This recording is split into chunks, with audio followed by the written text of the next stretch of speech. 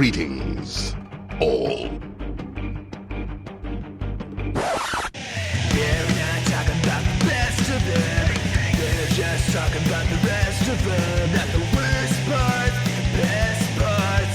This is the best of the rest. Hello, and this is not Mission Difficult, Mr. Hunt. It's Mission Impossible. Welcome to Best of the Rest, the show where we take a second look at movies that were poorly received upon release, but challenge ourselves to only talk about the things we like and what the movie does well.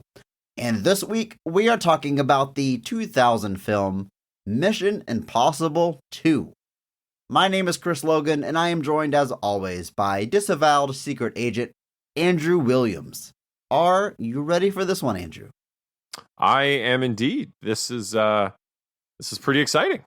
It is. We get to talk about my favorite movie franchise of all time. And it's a bit of a historical moment for our show. For one, this is episode 60. Huge milestone. Amazing. Andrew, we did it, man. 60 We did it. episodes. Good for us. And also, this happens to be the first movie covered on our show that is not based on a comic book. The first 59 episodes of Best of the Rest were all about poorly received comic book movies. Moving forward, that theme is going to change every single month. We are still #Positivity Podcast. We are still talking about poorly received movies. We're just mixing it up a little bit. And we're kicking it off here in the month of June with what I like to call Black Sheep franchise movies. So these are movies that are in popular franchises that seem to be under consensus that they are the, what do we say, Andrew, the low point, the poorest received, the Dare I bottom say, of said barrel. dare I say, the redheaded stepchildren of the franchises. You're allowed to say that. I'm not allowed to say that. So Yes, I'm glad you are. can step in and say that. So, kicking it off with Mission Impossible 2. Boy, am I excited to talk about this one. And the fun is not going to stop there, because on the back end of this episode, we are joined by friend of the show, Bob Buell. You may remember him from our Watchmen episode or from his podcast, the wonderful 99 Questions, available wherever you get your podcast. Be sure you check it out. He's going to be joining us to do something that he does very well. Andrew, he's going to be hosting a game show on this podcast. A game show on our show. A game show on our show. It's going to be me versus you. I don't know what questions he's bringing or what format or anything else about it, but it is going to be a fun time. And of course, you can play along at home. Maybe you can do better than Andrew or myself, but it's going to be a lot of fun. There's a lot jam-packed in this episode. So you have no idea. You have no idea what this game is. I don't. I just said, hey, Bob, we're celebrating Good. Best of the Rest, 60 episodes. You're kind of famous, notorious, whatever word for your quiz shows. He's done them on various other podcasts. You've seen him on MinMax and on his own projects. And he's going to be joining us with a show that he created just for this episode. So it's going to be a fun time. I can promise you that. But first, we've got a movie to talk about. Mission Impossible 2. Andrew, what is your history with this movie? I did not see this in theaters. I don't know. This was the year 2000, so I was just about to turn 13.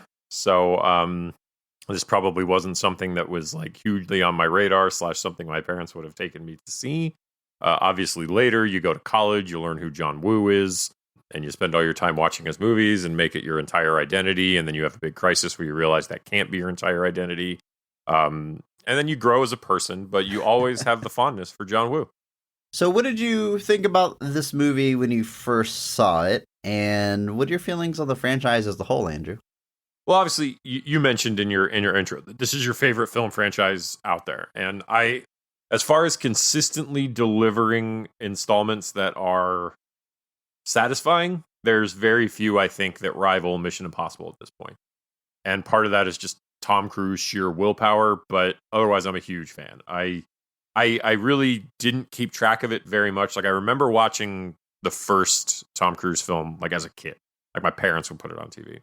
And then like 2 and 3 kind of blew by me, and then I went back and watched them later. But then I remember like really being blown away by Ghost Protocol. Like I saw it on like a whim in the theater, and I was just floored. I was like, this is amazing. This is insane. This is awesome. And then from that moment, I was just in. So when they were like, we're doing 5 with Christopher McQuarrie, I was just like, this is going to be awesome. And then since then, they've just kept delivering. So I'm a huge fan. Obviously, we've got Dead Reckoning coming next summer. It looks awesome from the trailer we've seen. So I obviously love the franchise. Now, 2, when I first saw it, obviously, I'm a huge John Woo fan. I love John Woo. His Hollywood run Varied? Has its varied, a mixed bag, if you will. Obviously, there's your hits like Face Off, which people love, ironically or unironically, whichever way you want. Even though if you like something ironically, it's no different from just liking it normally. But obviously, there's some highs and some lows in there. And Mission Impossible, by and large, felt like people kind of viewed it on the lower side. This one obviously has a rotten score on Rotten Tomatoes. I've always kind of liked it. When I first saw it, obviously, when you defend John Woo, it's a life bond, so you have to. But it's obviously the opinion kind of waned, especially as the later installments I felt just kept getting better and better. Like I never really was like, oh, let's go back to Mission Impossible 2. So it's been a while since I watched it before this show, but rewatching it now, I texted you earlier. John Woo rules. No further notes. It is certainly 100% a John Woo film. You watch this and this is John Woo. You know Who else could this be? I mean, like I said, I love the Mission Impossible franchise. I have since day one. Talking about the movie franchise, I knew that it was based on a TV show when it came out, but I never watched the show. Here recently, I've gone back and seen a few episodes, but it's safe to say that the movies are kind of their own thing. And that first movie, it's one of my favorite action movies. I loved it from day one. I loved it as a kid. I mean, I was like 8 or 9 years old watching that first movie. Yeah.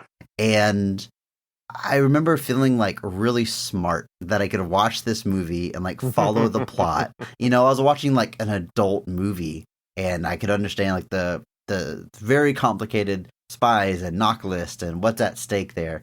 Took me a few times watching it, but I used to watch it over and over again. Really love Mission Impossible 1 to this day. Mission Impossible 2, I do not think I saw it in theaters, but I did see it when it was still new, maybe on VHS when it first came out. Sure. Hashtag PP, we're going to talk about a lot of positives about this movie. I did not like it. It wasn't Mission Impossible. It didn't feel anything like that first movie, which... Oh, no, it doesn't. Is intentional. We'll get to that, but it was not working for me. And outside of, a few like key action scenes, mainly like that cliff climbing scene in the beginning, was a standout, but I did not like it to the point where whenever I was buying, building my Blu-ray collection, I remember buying Mission Impossible 1 through 3 in a set because there was only 3 at the time. Yeah. And I traded in number 2. Like I took it to like a DVD, exchange place. I'm like, I'm never going to watch this. I like 1 and 3. I want those in my collection. I'm not going to watch 2. And I saw this movie a number of times back in the day, but I have not watched it in a very long time until this week. I actually watched all the Mission Impossible movies with a friend of the show, my wife. She had never seen them. So we watched them like last year and we skipped over 2. Like even then, I'm like, you don't need to see this one. Let's just watch 1, 3, 4, 5, and 6. But I've watched it now and I've got some positive thoughts. We're going to jump into it. Before that, let's set the stage a little bit. This movie was released May 24th of the year 2000. Made on a budget of $125 million. At the box office, it brings in $546 million.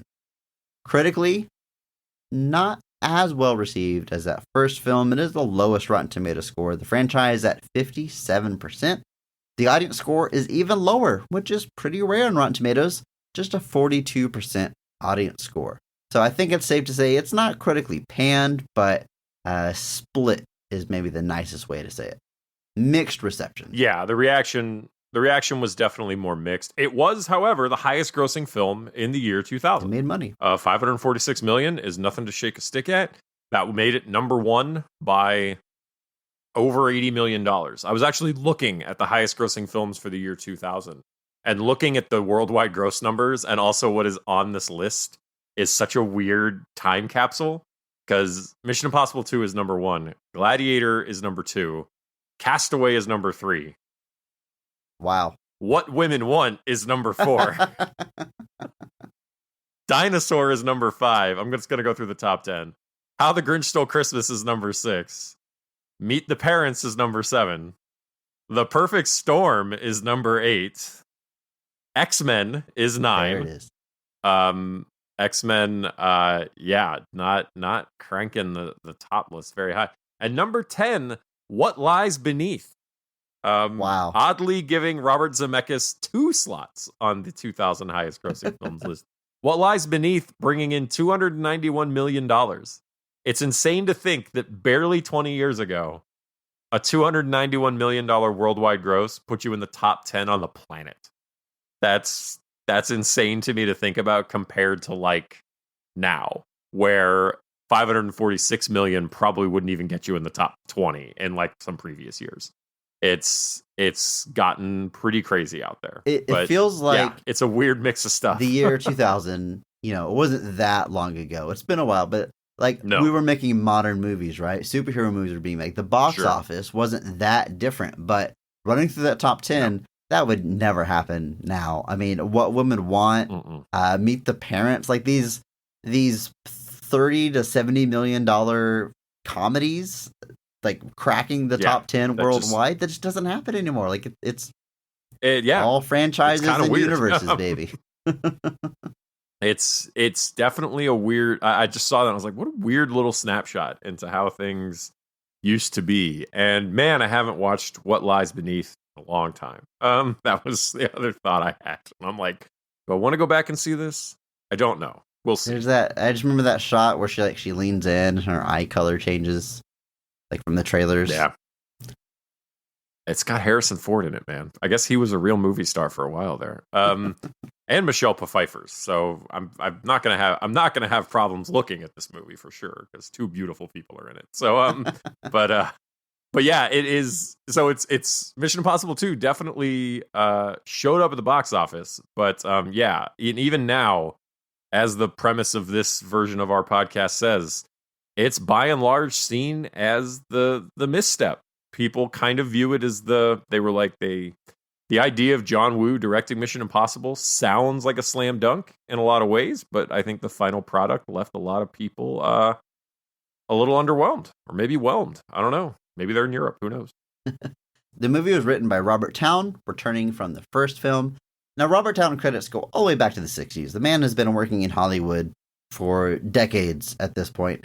Plenty of credits in TV and film. For Tom Cruise specifically, he wrote Days of Thunder, The Firm, and again, that first Mission Impossible movie. So at this point in this franchise, Mission Impossible marks the beginning of Tom Cruise producing his own movies. So he is hand selecting a lot of the creative team. You got to imagine they had some good experiences in those previous films, and it's why he's back for this one.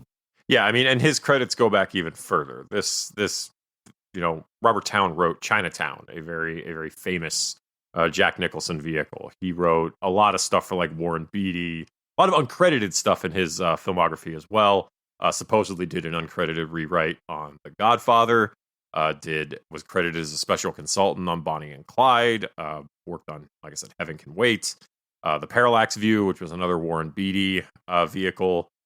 So he's been around a long time and feels like he's definitely become a go-to for some people. Like, especially it seems like Warren Beatty and Tom Cruise, at least at the time, specifically. So, been around, like I said, got television and film credits going back to 1960. Few director credits, few writer-director credits. So he's definitely somebody that I think had some sway, and they had some faith in his ability to kind of land this. So for that first movie, Tom Cruise picks Brian De Palma as his director, which is a very odd choice. Not because Brian De Palma isn't insanely talented. He is. He's got a great filmography and body of work, but you think action movie or spy thriller, you don't immediately think of Brian De Palma. However, just like this movie of John Woo, his fingerprints all over that first movie. He's got these weird angles and very intense camera work that he's known for. Yeah. So Tom Cruise, his ideas, his sort of vision for this franchise was to bring in a different director for every entry, make them all different from one another, sort of like a serial, right? Like all these unconnected Mission Impossible movies that are, I don't mean this in a dismissive way, but almost like an excuse for him to work with legendary directors. And the commonality is just the fact that he's playing a character named Ethan Hunt. And for a while, the franchise does exactly that. You get J.J. Abrams for number 3, and it is very much a J.J. Abrams movie. Ghost Protocol brings in Brad Bird for his live-action film debut, which... And he crushes it? Absolutely. He's only done like one more, I think, since then. Right? I think Tomorrowland is like the only other one he's done.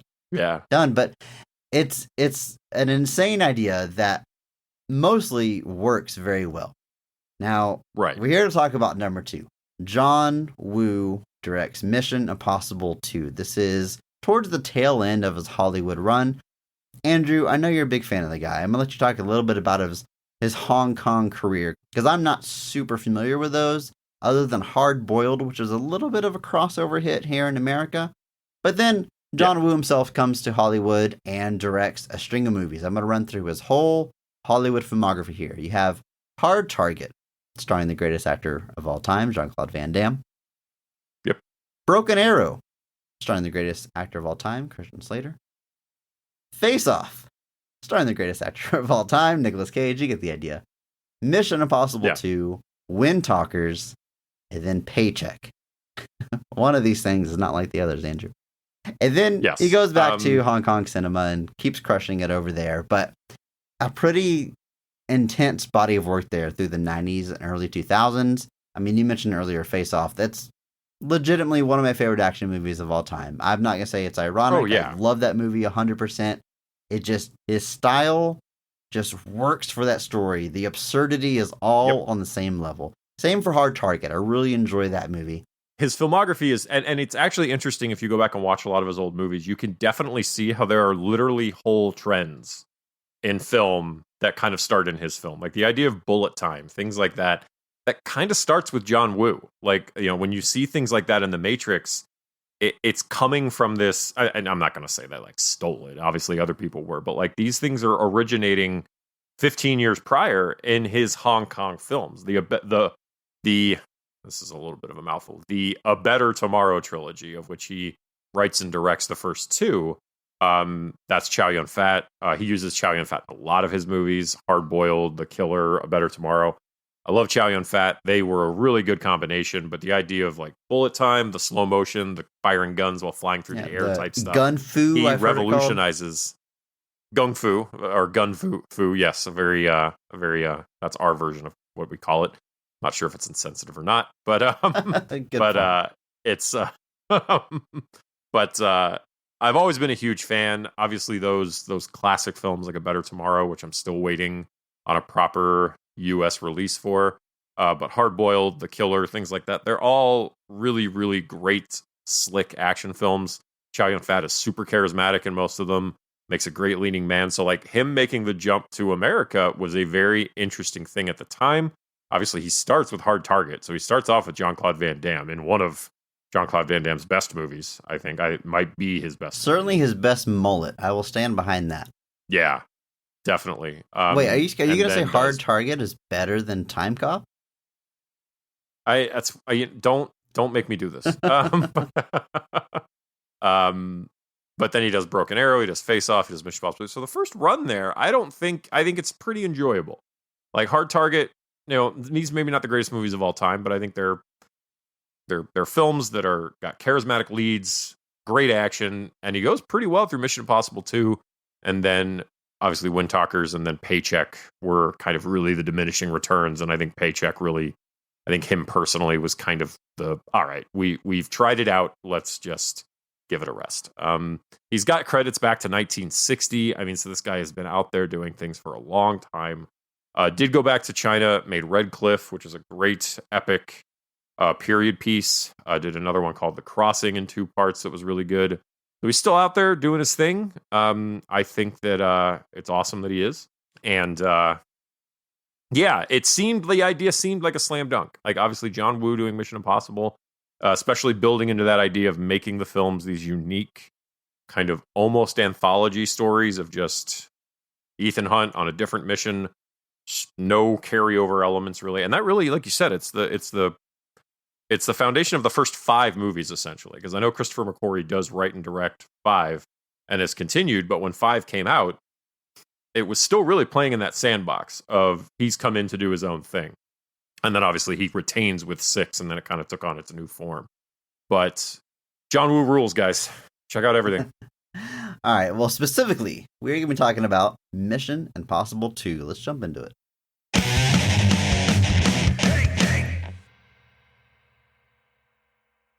While IMF agent Ethan Hunt is on holiday, a colleague named Sean Ambrose goes rogue and steals an extremely dangerous biochemical weapon called the Chimera virus.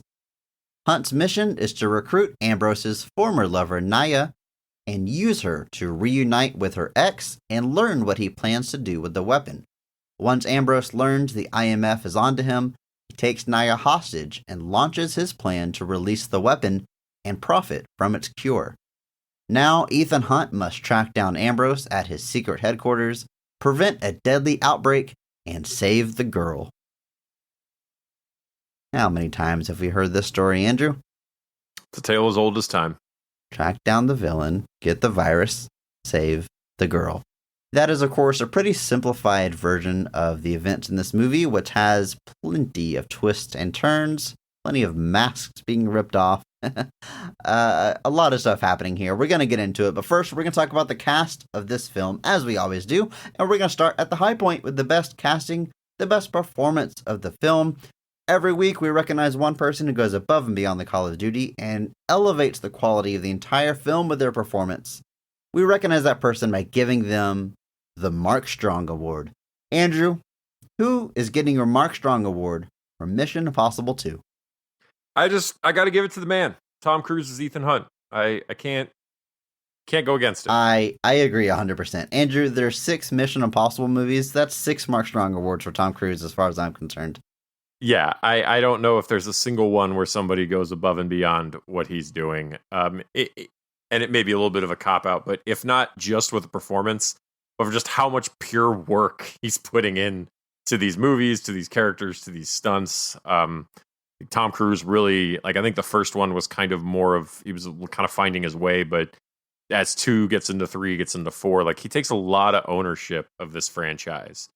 And really, at this point, it really is just him and McQuarrie just continually trying to outdo themselves to increasingly high degrees.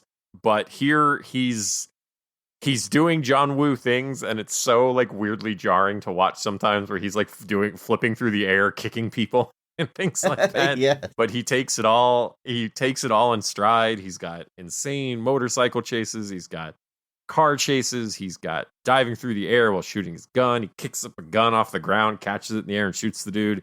It's all this very classic John Woo action, which you get a little bit more here than you kind of do in some of his other movies. Face Off is another movie that's very John Woo, but it feels like with some of the gun action, especially in this one, they're going really hard on it. And Tom Cruise is up to the task. He's carrying this movie. The first half of this movie is very I wouldn't say exposition heavy, but it's a lot kind of lying in wait for the kind of plot to really kind of kick in and start getting our big action sequences. And he's got to put a lot of that on his shoulders. And he's up to the task. So I think not even close. Tom Cruise as Ethan Hunt takes the Mark Strong for this one. Absolutely. It's the reason you watch Mission Impossible movies. What the hell is Tom Cruise going to do here? And I don't know, Ethan Hunt, how would you describe the character of Ethan Hunt? He's just the greatest agent in the world. And there's not really much to it beyond that. And there doesn't need to be. All right? These movies are so kinetic. It's set piece to set piece. It's dramatic when it needs to be. But Ethan Hunt is just Tom Cruise going on his adrenaline adventures. And we are all the better for being able to watch.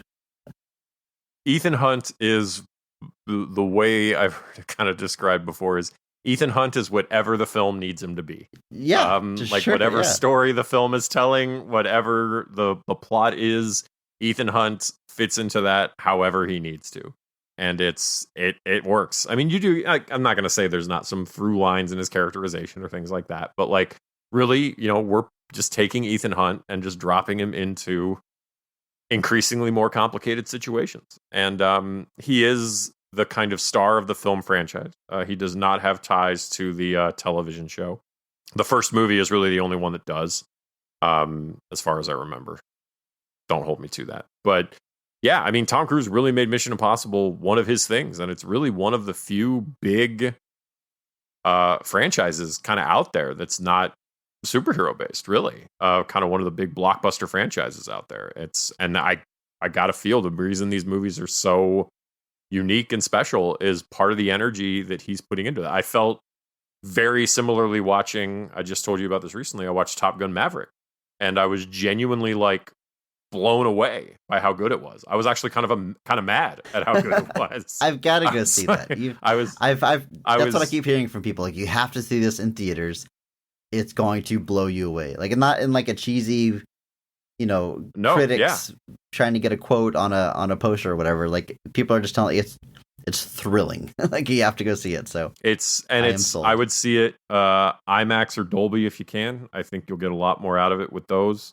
But any theater experience is good. But again, I look at that movie, I see what it's doing. Obviously, McQuarrie was a writer on that too, so Cruise bringing in his guys again to help punch everything up. And then props on that one to Joseph Kosinski, because it doesn't feel like a block. It all feels very practical. It feels very real, and the Mission Impossible movies have that same feeling. I know there's CGI. I'm not knocking CGI, but Cruise is very big on his practical stunts, his practical stuff.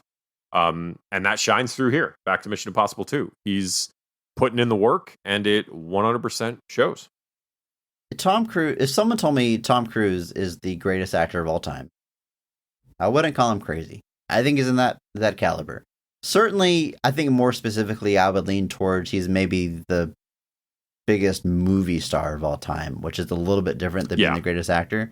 But if you made a movie star in a lab, you would get Tom Cruise. I'm not convinced that's not what happened. I'm not convinced that's not how we have Tom Cruise, but just he was born to do this. And I am 100% praising his movie making abilities. I know the man is a lot of, it gets, what am I trying to say here? I'm 100%. He's not without controversy. We won't pretend that he's not. Yeah, I do want to acknowledge that 100%.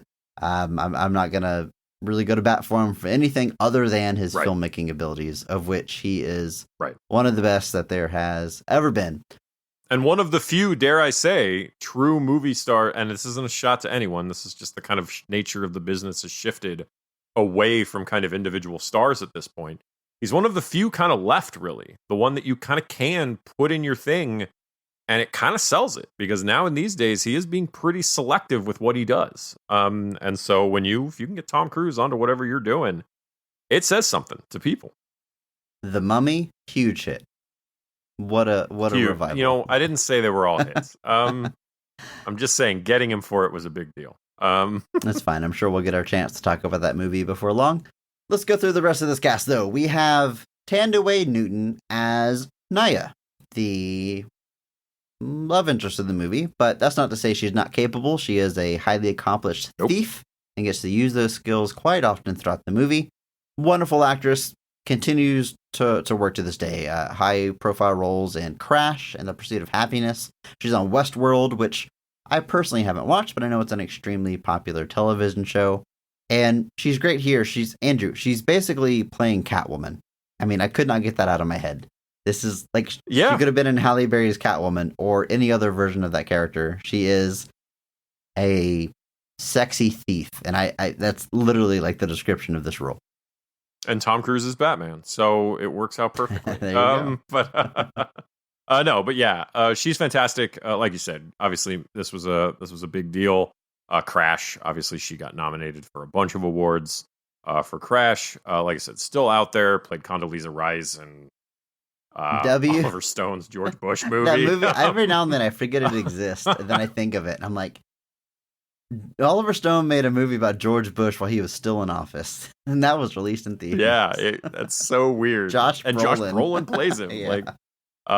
She had a bit part in Solo, the Star Wars film, and then like you said, obviously, Westworld has kind of been her big kind of recent thing. I watched the first 2 seasons of Westworld, liked it a lot. Haven't gotten a chance to dive back in. I think they're pretty off the source at this point, given I think they're out of the park. But I definitely, everything she was in the first 2 seasons was fantastic. So seeing her here was definitely a delight. She, like I said, she's up to the task. Definitely, there's a little bit of damsel in distress stuff going on, but she gets some big moments to shine. Makes some big decisions for herself that impact the plot. That's all pretty cool. And does not recur, as far as I know, past this. But a great addition to this installment. Dougray Scott plays Sean Ambrose, the villain of this film. Andrew, quick aside here. Is it a coincidence that the difference between Dean Ambrose and Sean Ambrose is one letter? If you're a betting man. No. No? You think so? Think it's the inspiration? I have no idea. I have no idea. He's our big bad guy, though. He's our villain. Yep. With the first movie didn't have really a central villain. There's a few bad guys throughout the different acts as that story evolves. And it's something that the series has kind of toyed with at times. Philip Seymour Hoffman in 3 as the villain is one of my favorite villains of all time. Such a great performance. But this was the first time in the series that they tried to give Ethan Hunt like a rival. Like, this is another agent from IMF. Right. He's just as trained, but he's gone rogue, and Hunt has to bring him down. And they're in love with the same woman. Like, the stakes can't get any higher. The stakes can be no higher. But he does a great job. I mean, he's a character actor. His credits are just all over the place, consistently working throughout the years. And a bit of a bad guy face. I mean, he sometimes plays the good guy, but he kind of looks like a movie villain. So I think he fits right in here. I agree. Like I said, looking at his filmography, there's not a whole lot of things that stand out to me. Obviously, one of the biggest things he's known for in the realm of comic books is that he was supposedly originally cast as Wolverine and then had to drop out of that film because this movie ran over schedule. Wow. Leading to Hugh Jackman's casting. So what about that alternate world we could have lived in? It's so weird to think about because, that makes Jackman's career being Wolverine. Yeah. It's not have that. You're like, what does he even do?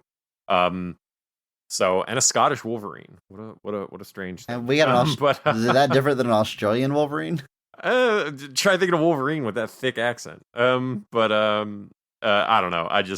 That's pretty funny. But yeah, he's up to the task here. They definitely make the comparisons to Ethan Hunt a little bit more real by having him double as Ethan Hunt several times in this movie. They have him do, and the lead of the IMF even says straight up that they've done it a couple of times because when Ethan's not available. So eventually, Ambrose, much like Jim Phelps before him, has turned on the IMF. So he has his own plans, his own desires, and he's up to the task. Ving Rhames returns, I believe the only actor to be in every Mission Impossible movie besides Tom Cruise, as Luther. Ving Rhames rules. He rules. There's really not a lot to say. Rules. I mean, it's Ving Rhames. He's being Ving Rhames. I mean, Ving Rhames is awesome. He's awesome. He's badass. He's funny. He's great. Mission Impossible, Con Air, Mission Impossible 2. I mean, he's obviously that little indie he did, Pulp Fiction. Heard of that he's a little under the radar film there that maybe people may not have seen. I mean, he's been around for a long time, and he's awesome. And I'm glad that he gets to keep appearing in these. I know in 4 it's only just a bit part. I'm glad that was an exception, not starting to write him out of the franchise. But this guy's great. Ving Rhames should be in all the things. Other than Luther, most of the time, Ethan Hunt's team is a bit of a revolving door. This time, for support, we have John Paulson playing Billy. He is their helicopter pilot, but sometimes gets his hands dirty, like in the field. A bit of a comic relief. Got a few funny one-liners, good chemistry with Ving Rhames. A welcome addition. Sort of a warm-up until we eventually get to Simon Pegg. I feel like this is like a little bit of a prototype for Simon Pegg's character. There it is. He fits the job. Not a whole lot of screen time here. Mostly just kind of reacts to what's happening and flies the helicopter. He's making the most of what he's got. He's having a blast with it. Like I said, he's definitely the comic relief of this situation. Also a director, notably directed that 2002 psychological thriller everyone loves called Swim Fan. Don't know if you're a fan. I never saw it, but that was like a big deal. Like everyone talked about that movie. I feel like I saw that. Yeah, it was very weird, and I just happened to see that he directed that like 2 years after this. So what a career. I feel like that's the kind of movie that like cleans up like the MTV Movie Awards. Like it was made for that. Yeah, like Swim Fan's gonna win all the awards. Yeah, so he, like I said, he's up to the task. He's having a blast with it, and he's our comic relief for the dire circumstances around us. A few bit parts here to round out the cast. We have Richard Roxburgh as Hugh. This is Ambrose's right-hand man, always by his side. It reminds me a bit of The Losers in that way, with your main villain and your villain's right-hand man, and your sidekick. 100% a yes man, 100% the muscle. They have a pretty intense relationship as early on to like assert dominance, Ambrose cuts off the tip of his pinky finger, which plays into the plot of the movie multiple times, oddly enough. And then towards the end of the movie, whenever he was killed, it is obviously very distressing to Ambrose. So, they clearly had a bond in a weird way. Also, a alum of Best of the Rest. He was in The League of Extraordinary Gentlemen as our big villain there. That's right. So, definitely playing the scene where Ambrose finds out that he's accidentally killed him is definitely one where Ambrose is very upset. Yes. He's very clearly distressed that he's done this. So he's got a very intense relationship. But it's also a very Mission Impossible thing to just do the whole bait and switch with the masks. They do that a lot in this movie. There's a lot of masks happening in this movie. But a lot of masks. But yeah, he's an intense relationship. He's very skeptical of Naya's motivations kind of coming to the island with Ambrose. He thinks that she's potentially working with the IMF, and Ambrose gets upset because he's like, I know she's probably working with the IMF. I don't care. Because Ambrose has his own needs and desires. So, great performance. Like I said, just the right-hand man, but he, like I said, putting in the effort. I don't know if we mentioned this back on our League of Extraordinary Gentlemen episode. And Andrew, I'll have you know that I do have in my notes here, like, a few movies he was in. And I wrote he was in LXG. I used the abbreviation. You used the abbreviation? I used it. I'm not going to type out that whole thing. So they got me. No, who would? But the year after that, he played Dracula in Van Helsing. How funny is that back to back? Man, that's pretty funny. Speaking of Hugh Jackman, speaking of a movie we're likely covering at some point in the future. At some point, yes. Raid Serbedzija plays Dr. Vladimir Nikorovich. And I think I pronounced all of those correctly. I really did try my best. A wonderful character actor, pops up in a few things, but he's pretty prominent here. His role is very important. He is the chemist that was forced to create this biochemical weapon. And he looked straight up like he walked off set of like a Albert Einstein biopic, right? Biopic. That's exactly what they're going for. The gray hair, the big mustache, all frizzy everywhere. He shows up a bit as the Russian general in X-Men First Class. The very end of that movie where they're launching nukes everywhere.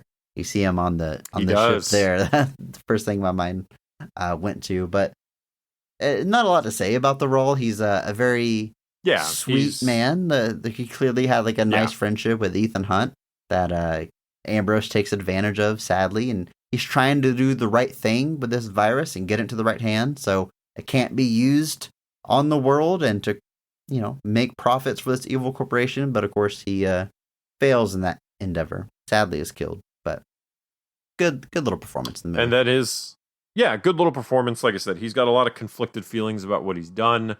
And he's trusting Ethan to help him fix it, essentially. But like I said, he gets taken advantage of. Like I said, he's a good character actor, shown up in a lot of places. Had previously worked with Tom Cruise on Stanley Kubrick's Eyes Wide Shut. Also played a Russian general in Space Cowboys. Is apparently something they go back to with him a lot. Need a Russian general, let's get him. But yeah, it's a pretty calm performance. Not a lot. There's definitely some concern coming through. You can see that he's upset and concerned about what he's done. and wants to make it right, and unfortunately he does not get to. But good performance. Brendan Gleeson plays John McCloy, another character actor, another actor you surely know whether or not you recognize that name. Tons of credits to his name. First thing I probably saw him in was probably 28 Days Later. And then, maybe most prominently, the film In Bruges with Colin Farrell, which is a wonderful comedy that I fantastic dearly love. If you haven't seen it, please do. But Gleason's great in everything he's in. No exception here. He's a bad guy, and it doesn't have a ton of screen time. He's just the evil CEO that wants to make money. You know, something we've seen plenty of times before. But, you know, I'm not ever going to complain about Brendan being on my screen. Absolutely not. This dude rules. Everything he's in, like you said, obviously 28 Days Later is probably a good one. In Bruges, Harry Potter fans would know him as Mad-Eye Moody from the fourth film to the end of that series. He's in a bunch of movies that I like that the director of In Bruges did and his brother did. Cavalry, The Guard. A thing I'd watched him in recently that I really liked was a TV show called Mr. Mercedes, which is based off the Stephen King books of the same name. He plays a character named Bill Hodges, and he is picture perfect casting for that role. He's fantastic. He is the father of General Hux from all the sequel trilogy. Oh, I did not know that. That's fun. Yes. And there he also, his son was also in some of the Harry Potter movies. And Ex Machina, I believe. Yes. Also a great career. We'll talk. Don't know if we'll get to talk about him later, but we might. But yeah, Brendan Gleeson is great. Like I said, in here he's kind of playing our second tier, even third tier villain. But he rules. He's awesome. You mentioned the Mission Commander earlier. Mission Commander Swanbeck, the man that gives Ethan Hunt his missions. In this movie, he's played by Anthony Hopkins. And he's uncredited for some reason. He has multiple scenes. You hear his voice giving him the mission on the recording. He shows up at the end of the movie. It doesn't get credit for it. I don't know why. It might have been like a fun thing they were going to try to do in the series because for one reason or another, this role is played by someone different every time. It's not the same character. He's just, Ethan Hunt is always reporting to someone different in literally every single movie. Right. I think Alec Baldwin in 5 and 6 is the first time it recurs. Otherwise, there's just inexplicably a new person in charge giving him missions. And this time it happens to be Anthony Hopkins. Someone that they bring in, I got to think, to bring a little gravitas to the film. And he does just that. He's Anthony Hopkins being Anthony Hopkins. Yep. He's delivering the lines with the appropriate bravado, giving everything the appropriate weight that it needs. And yeah, like I said, it's another thing about the series is that Ethan's, like I said, until you get to 6, nothing really recurs. Ethan and then a few of his team members, obviously Simon Pegg starts recurring. You get Jeremy Renner a few times, but it's really new teams with a few recurring members dropped into increasingly, like I said, harder situations. Increasingly impossibler situations. Impossibler situations. Because in the first one, you've obviously got Jim Phelps and you've got Kit Rich to a degree too with IMF. And the second one, it's obviously Anthony Hopkins. And the third one, it's what's his face? Lawrence Fishburne. I don't remember who it is in 4. Fourth one? Oh, in 4, it's So you can think of his name Tom first. Wilkinson. There you go. Tom Wilkinson. I was going to say Falcone from Batman Begins. Yeah. Yeah. The bad guy, Juntao from Rush Hour. Yeah, he's literally in one scene. And then obviously in 5 is when we kind of get Alec Baldwin. And then he's in 6. Will probably not be in 7. Good guess. No spoilers. But call it a hunch. We get Kit Rich back instead, I guess. But yeah, and I've always liked that about the series that it also adds just how like far reaching the IMF is, that there's just, you know, how deep and high up does it go? Yes, it goes forever. Andrew, I think it is time that we jump into the scenes of this film, specifically our favorite scenes and the best scenes of the movie, starting at the top. Andrew, in your opinion, when is Mission Impossible 2 firing on all cylinders? What is the best scene of this movie? I once this movie kicks into gear, I really do like a lot of our action sequences. Like I said, it takes about half the runtime to finally start getting you to the spy type stuff. A lot of it's the setup before that. But I'm gonna go with the biosite heist / shootout. which is not our ultimate climax of the film, which is also awesome. But I like this one partly because we get the spy setup, and I also like that throughout this mission, Ambrose is kind of like commentating on what Ethan's going to do because he knows what he's going to do. Yeah, I love that. So he's like, he's not going to go through the lobby because the lobby's got too many guards. So he's like, he's going to do some dumb acrobatic thing to come through the ceiling. And so he knows he's going to do something like that, and he prepares his own plan. But then, like I said, we get our helicopter jump from Tom Cruise through the louvers that just open in time, of course, because of course they do. They get the cable out just in time because of course they do.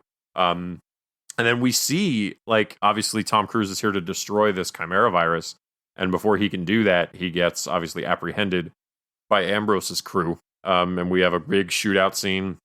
Cruise running for his life. And then Naya gets thrown in the middle of this and then ends up injecting herself with the chimera virus as kind of an ultimate, like, trump card, kind of. This ensures that she essentially has to stay alive.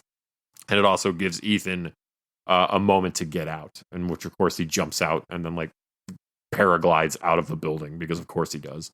You can't just take a rope or something. He jumps out, he does a front flip in the air, and then he glides off. So yeah, a lot of ridiculous John Woo type stuff. Some fun kicks, just a lot of kicks. There's a lot of kicks in this movie.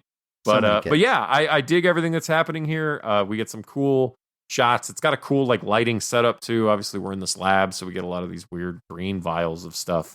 But yeah, I dig this. And so that is what I'm going with. The biosite heist / escape. It's good. It's clearly designed to be like the action set piece of the movie. Because Mission Impossible, the movies had this weird thing where, like, the biggest memorable action set piece usually isn't the finale.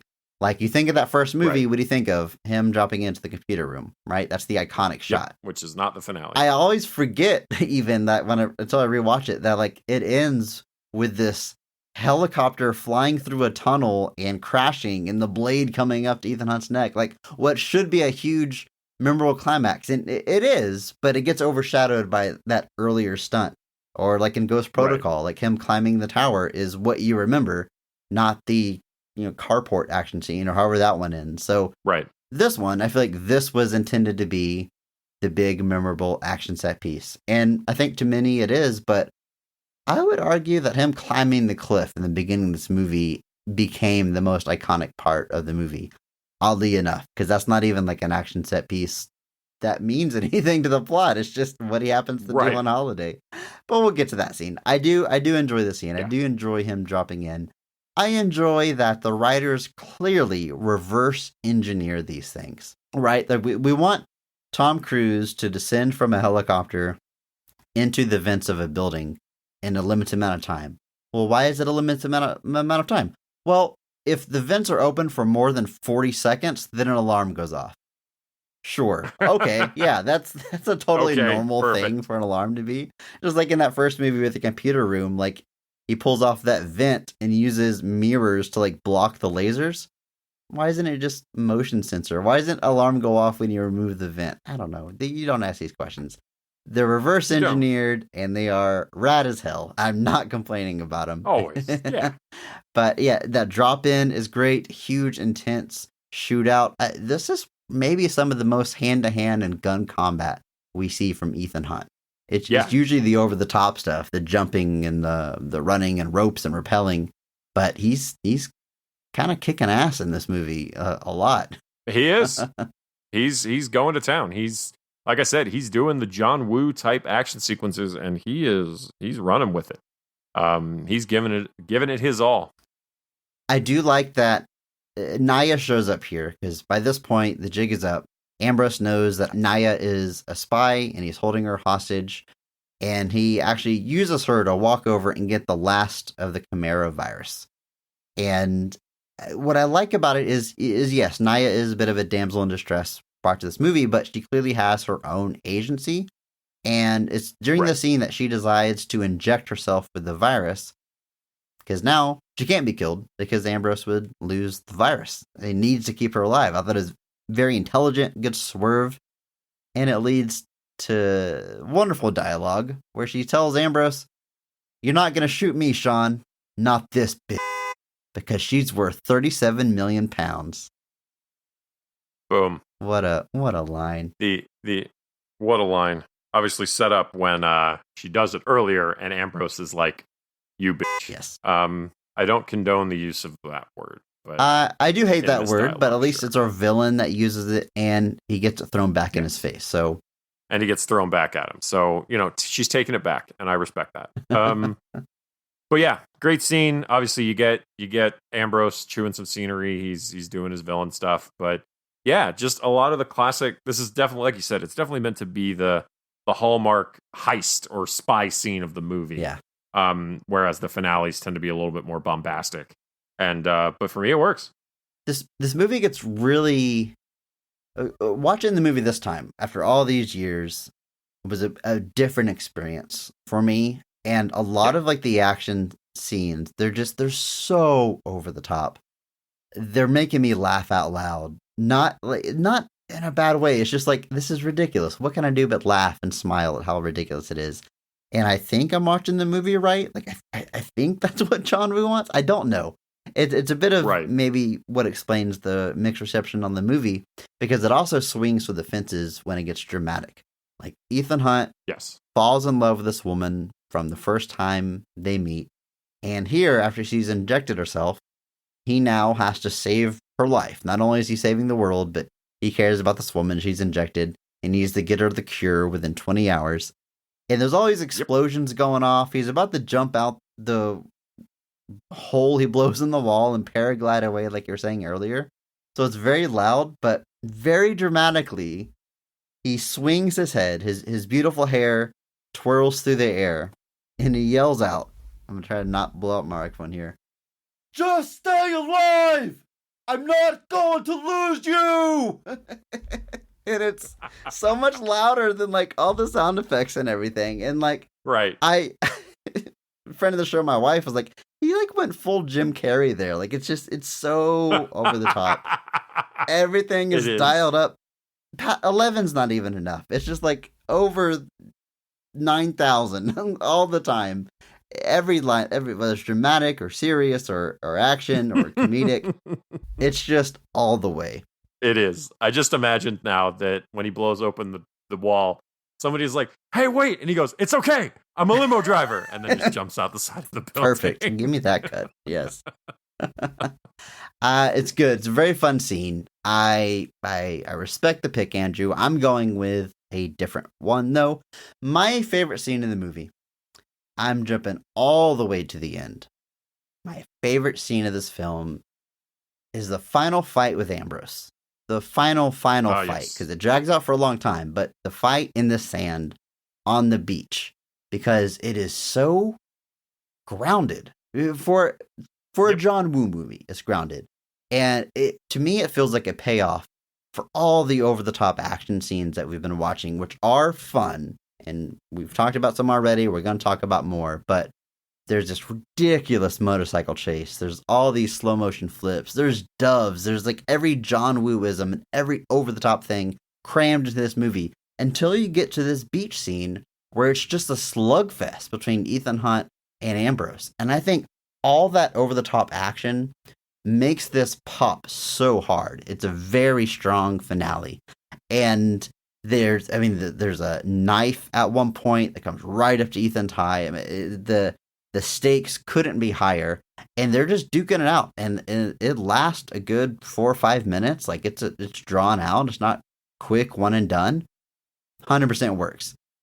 I said it's grounded. It's grounded for this movie. Ethan does these crazy like flip kicks that I don't even know if based on any kind of martial arts in real life, but it works. He does like this cartwheel kick. It all looks very good. And the way it ends is eventually he kicks Ambrose, knocks him on his back, and his head hits a rock, like thump. And like he goes to like continue to beat him up, but he sees that he's out. He thinks that he's dead. He comes back for one last scare, but it's just this thud of a kill. And the score is very sparse. It's not spiking and crescendos with every punch and everything. It lets the action and choreography speak for itself. And it's so refreshing after the crazy over the top stuff we've been sitting through. It works for me 100%. I agree. This is a great fight. Obviously, the lead up to it is pretty wild. You get a wild motorcycle chase. You get like a weird motorcycle joust almost, where they drive motorcycles at each other and then jump off. And then the motorcycles blow up. A lot of cars that blow up at the slightest touch. Right. A lot of Pintos in this movie, I guess. But this, like you said, after all of that, you get to this fight, and it's just the two of them on the beach in their black full length clothes. Tom Cruise does take off his jacket at one point. Ambrose does not, and maybe that's what costs him the match. But loss in mobility. You gotta let it breathe, man. Cotton breathes. But yeah, this is a great fight. You get some cool little moments, like I said, the knife near the eye, and then ultimately, like I said, the way he dispatches him when he thinks that Ambrose has got the upper hand, and he kicks the gun up out of the sand and snatches it out of the air and flips around and shoots the dude. I was like, I don't even care. That's awesome. Yeah. That's just that. I wish I could do that. I wish I could do anything and look that smooth. But yeah, it's fantastic. It's a great fight. It's a great cap to the movie. And then leads us kind of into our denouement, as it were. But yeah, great pick. Tom Cruise, his introduction in this movie, I've talked about it a bit already. It's him climbing this side of a cliff. Just totally free climbing. It's my note about it just says Tom Cruise is insane. He actually did this. No safety net. He does have some safety gear. He's got a harness. There's more than we see on screen.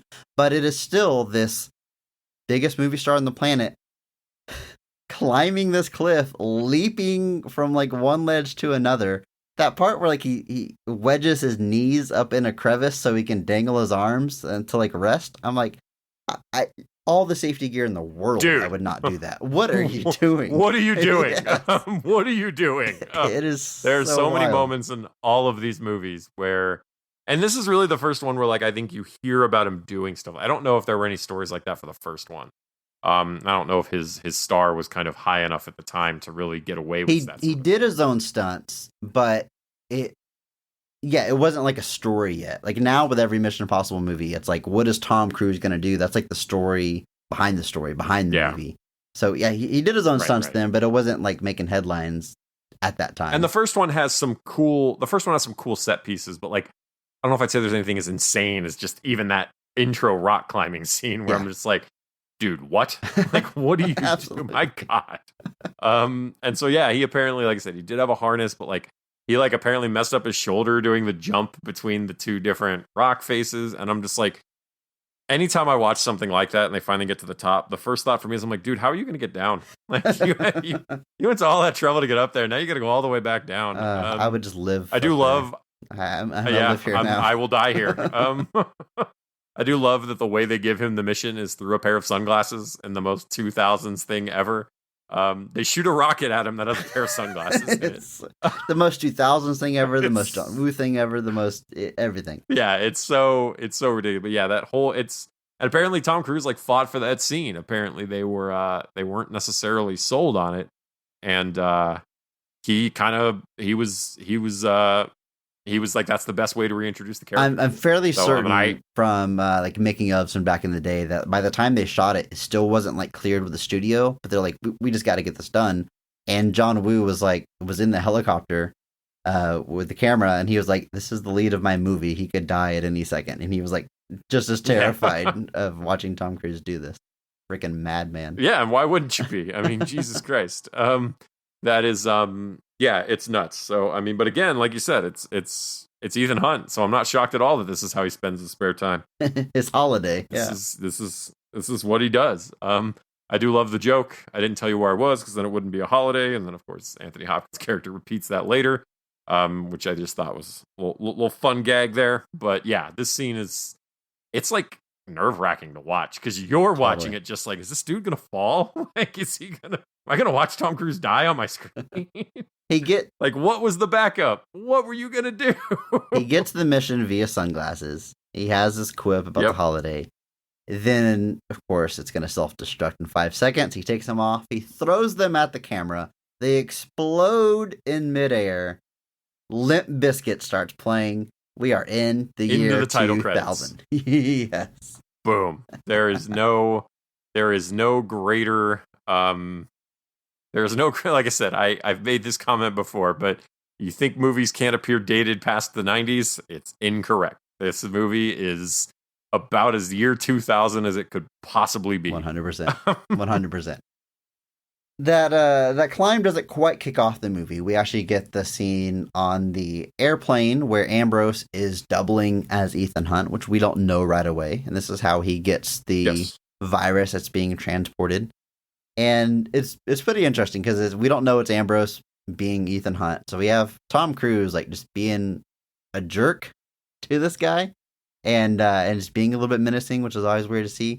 He even he snaps his neck, it happens off screen and there's no sound effects. Like I don't know if like the ratings board made him take it out or whatever. It's always a little strange to see him like do the motions. You know what happens, but no sound effects. We don't see it, but it's Tom Cruise killing a guy. And then of course we get our first mask reveal of the movie. He rips off the mask. It's actually our bad guy. And this movie goes one step farther. They have this like circuit board sticker on their throat that changes their voice to be whoever they're doubling. And I mean, Andrew, I didn't need an explanation for that, but cool. Why not? That's a fun little touch.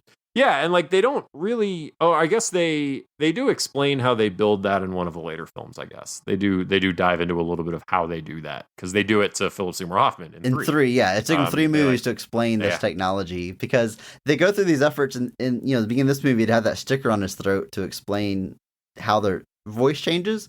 But later in the movie, people just start showing up in masks. It's like, wait a minute, how did you make that mask? Where did that mask come from? Where did this come from? How'd you do this? But it's I just remembered that in 3 they actually have that scene where they make Philip Seymour Hoffman like speak so that they can record so the AI can create the voice basically. And that's creating the mask in Mission Impossible 3. One of my favorite special effects shots of any movie ever. It is so good. If you've never seen Mission Impossible 3, you should. It's a good movie. But that seems...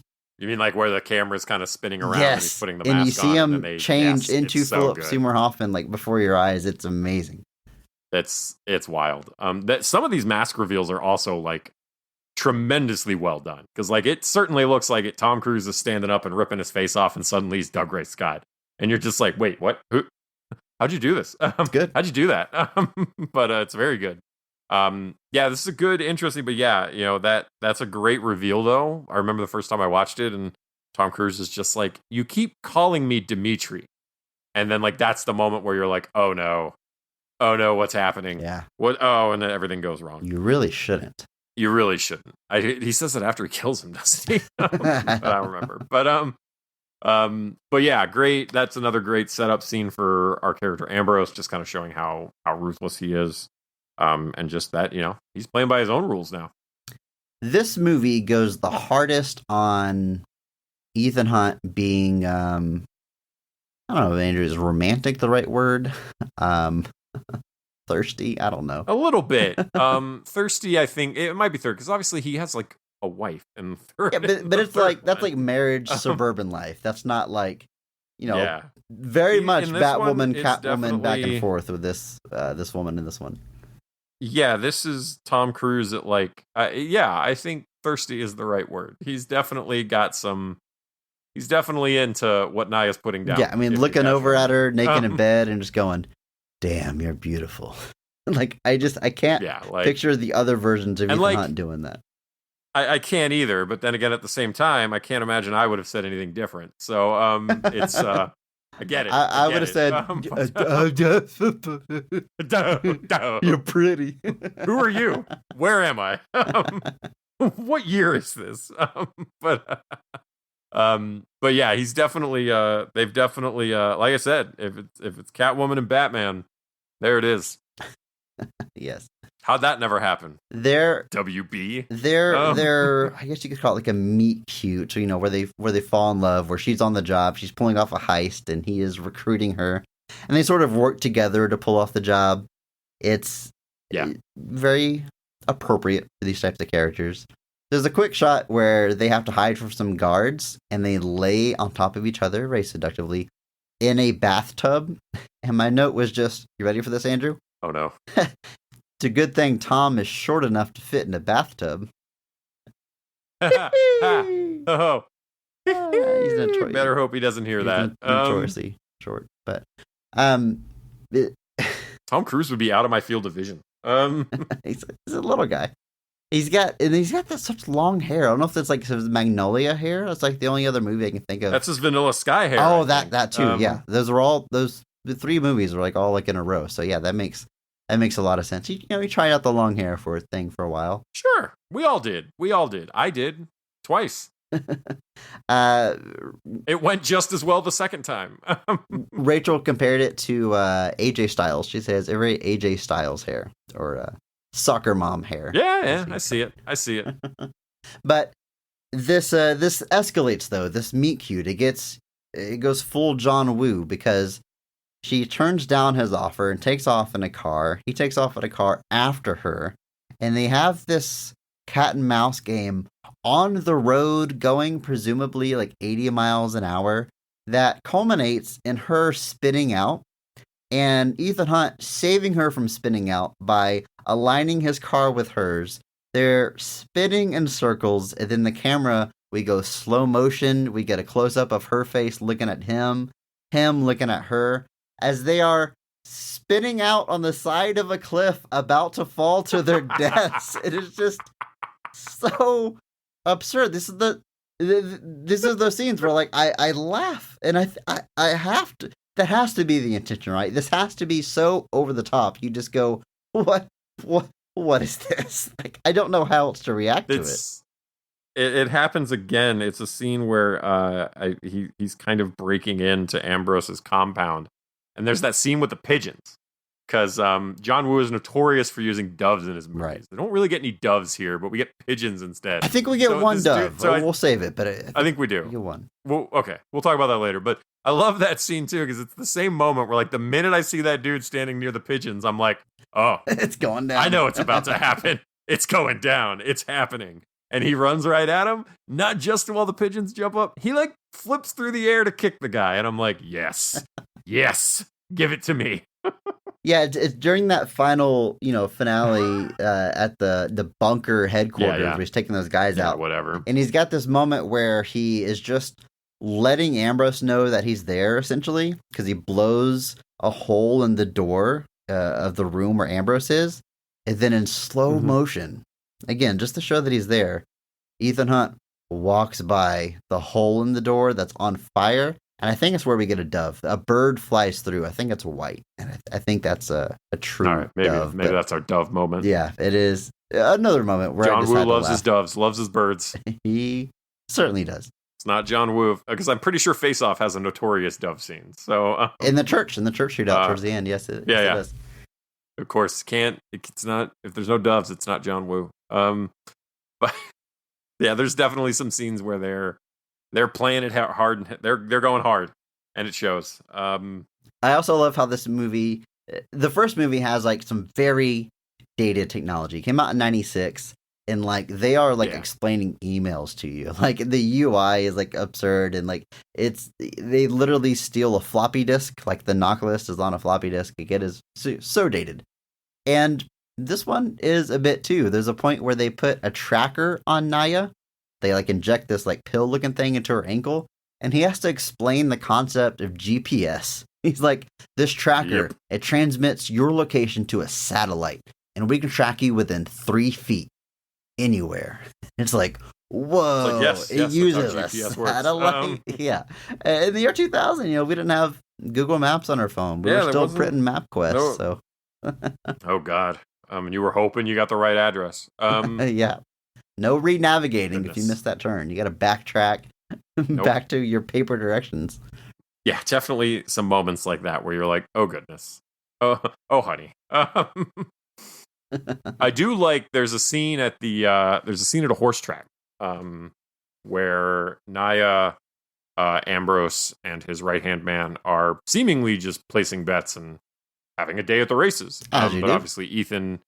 Yes, you do. And Ethan and his team have set this up as a sting to try to figure out, because at this point, they don't they don't really know what Ambrose is up to. They know he's doing something. They know he's making plans, but they're not exactly sure on what Chimera is, how it works, what the deal is, or any of that. So this is kind of their reconnaissance mission to try to get and figure out. This is where they first get eyes on Brendan Gleeson's character, the Biosite CEO, and they kind of understand that. But again, you get just some good, fun little... She gets to use her thieving skills a little bit, and that's where she slips up and gets caught. So Ethan is there. They want to get these pictures off of his jacket, so she, using her thievery, slides it out of his left pocket, gets it over to Ethan. They broadcast the pictures back. They hand it back to her. She plays... And all the while, she's like just missing... like the right-hand man catching on to what's happening. So you've got the tension you're going through. But then she makes one simple mistake. She puts it back in his right pocket. You fool! And that... I can't believe you've done this! But yeah, it was a fun little, like I said, fun little spy heisty scene. And then, like I said, that little bit is all it takes for Ambrose to suddenly know that something's up. Because, it was in his left pocket, now it's not. That means... somebody looked at it. Yep. But yeah, I thought it was a fun little scene. That is a good scene, and it gives our boy John Paulson, playing Billy, the teammate, a bit of a probably his highlight of the movie, a bit of comic relief. He has to slow down Hugh, the right hand man, and he is posing as someone that works the horse track, and he opens the door for Naya, and then he slams it on Hugh, and his injured pinky finger, it sends him down in pain, and tries to play it off like it was an accident. Yeah. Good little moment there. Good little moment there. I really like that scene, and I really like what it leads to, because Ethan Hunt has a moment to speak with Naya, and he's like, I'm getting you out of there. You've done what you need to do. We're going to pull you out. But Ambrose figured out what's going on, so at night, back at the house, Naya tries to sneak away, and she is intercepted outside by Ethan Hunt. But it's not actually Ethan Hunt, Andrew. It is Ambrose wearing his Ethan Hunt mask. And this is such a cool scene because he's holding her in place. She's like, "What are you doing?" He said, "You get me out of here." And he's like, "No, I need you to stay put." And there's this really subtle thing in the performance where she leans to go for a kiss for Ethan, and he pulls away because it's actually Ambrose. And then he has like a smirk on his face, and you see the gears turning. He's figuring out, like, wait a minute, she thinks I'm Ethan. She went for a kiss. There's a romantic thing involved. She's not just helping the IMF. And that like reveal, because if you're watching this first time, maybe really you think it is Ethan Hunt. You might not really understand what's going on here, but knowing it's Ethan and like the way he pulls away and smirks, it's awesome, subtle little thing. It's funny, Andrew. I was literally about to compliment DuGray Scott on that subtle performance, but it was actually Tom Cruise giving the performance. Right, yeah. But props to DuGray Scott for that Tom Cruise mask. So good. Best in the business. I really love that little moment. I think the story of this movie overall is very interesting because I don't know if you know this, Chris, but there have been several comparisons made between this film and an Alfred Hitchcock film called Notorious. I actually have not heard this. It's a very similar, ironically enough, setup. Basically, in that film, Ingrid Bergman plays kind of a American daughter of a convicted Nazi spy who basically gets tasked to infiltrate an organization of Nazis who have moved to Brazil after World War II. And one of those people is a former lover of hers. And of course, she is aided by the immensely charismatic Cary Grant, who fills the role of Tom Cruise in the film. And it's a very similar thing where she gets involved with Cary Grant, falls for him, but has to pretend to go back to her former lover to infiltrate this group where she finds out they've got uranium and they have to essentially stop their plan. So it was definitely noted by a lot of people, the similarities in the plot. Obviously, we diverge in a great many ways, but supposedly, I have not watched Notorious in some time.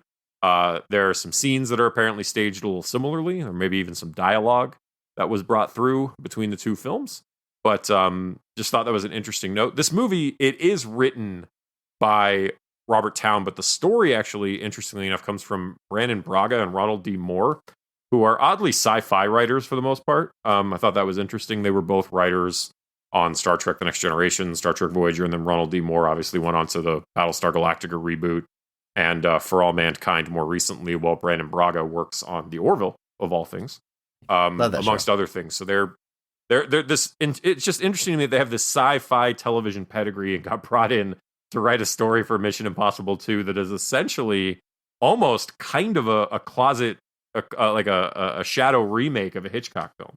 At least from our bare bones of our plot. And then obviously Robert Towne was the guy who kind of came and put it all together. But so that was an interesting move. I don't know if Wu or anybody has ever really talked about it, but it's definitely something that didn't go unnoticed by people. But just the idea of infiltrating a group to stop their nefarious plot to destroy the world, while getting caught up in a love triangle with our charismatic hero and the not quite as charismatic villain, with the woman caught in the middle. So that is fun. Just an interesting little note there that I like I said, I haven't seen Notorious in some time, but I definitely, like, once somebody mentioned, I was like, oh, that kind of is the same thing. Obviously, one's in the 40s, one's in 2000.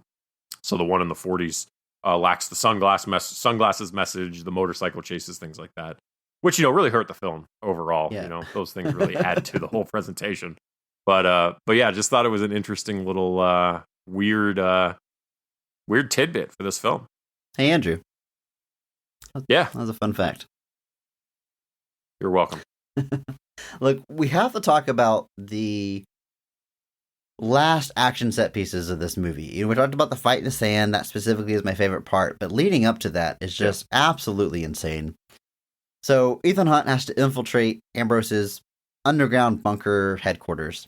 And to do so, he climbs a cliff once again to sneak in from the backside. There's armed guards walking around. And I friggin' love this shot of him just running across the field before the guy has a chance to turn around. It's actually like the only time Tom Cruise runs in this movie, which is very weird. That's like his trademark thing. But of course, he looks great doing it. He runs up to this guy because Ethan Hunt is unarmed for some reason, or maybe just trying to be quiet. He runs up to him, he kicks him, he judo flips him over his body, and then he does a front flip leg drop. I don't know how else to describe it, Andrew, but it does it in slow motion. It cuts between like 3 different angles. Does a front flip and just brings his leg down on this guy to knock him out in the most efficient way possible. I don't know. It is absurd, and we only get more absurd from there because he sneaks underground where there are pigeons flapping about as he does these things. There's this great shot of like this guard in a hallway, and from off screen, just Ethan Hunt's boot just flies in and kicks him and knocks the guy out. Yep. He does so many kicks in this movie. He does. He is freaking Guile from Street Fighter. Like later he runs up and does a flash kick from Street Fighter. He does a backflip kick to this guy to knock him out. Like it is so wild. It is absolutely ridiculous, and I just think it's very, like I said, it's like, I mean, John Woo is directing this, so he's shooting the action in the way that he's kind of used to, which is a lot more kicking and gunplay and things like that. And so you're just literally seeing Tom Cruise transplanted into John Woo action scenes, and he's up to the task, but I can't pretend that it's not jarring at times where you're just like, that's Tom Cruise doing a backflip kick to this dude. That's so weird. Like, it's just a strange thing to do. Because like you said, what he does is he flips and kick, like the heels of his feet kick the dude in the chest, and it's like that's the move. Yeah, and it's so unnecessary and so over the top, but at the same time, I was kind of like, all right, that probably hurt. I mean, I assume that's not going to just be like, ow, does that give you a heart attack? It would have been collapse your lungs. I'm not sure. Less absurd to do like a Macho Man elbow drop. It would have been like the same level of why are we doing this? Why? Where are we as a people that this is how we choose to knock people out? Didn't even kick him in the head. But yeah, I still have fun during watching all these sequences because, and it's like you said, you feel like some of it kind of has to be over the top on purpose. And I can't speak to whether it is or not, but I know that I'm having a good time watching it regardless. So yeah, I agree with that. At the end of the day, I guess they did the job. But yeah, so he infiltrates this whole thing, and just during this whole process, there's all these kicks, all these birds, all these flames, all these birds, all these flames. lot of close-up shots of eyes. He gets into a fight with Hugh, and we don't see the outcome of it because they both get knocked down with an explosion. And then Ethan Hunt confronts Ambrose, who shoots him dead, only to realize he's got a bandage on his pinky. It is actually Hugh in an Ethan Hunt mask. So Ethan Hunt brought along a mask of himself into this place. Look, we're not getting to the logistics of it. The point is, Ambrose is heartbroken. He drops to his knees and screams at the loss of Hugh. Andrew, it's a little bit touching.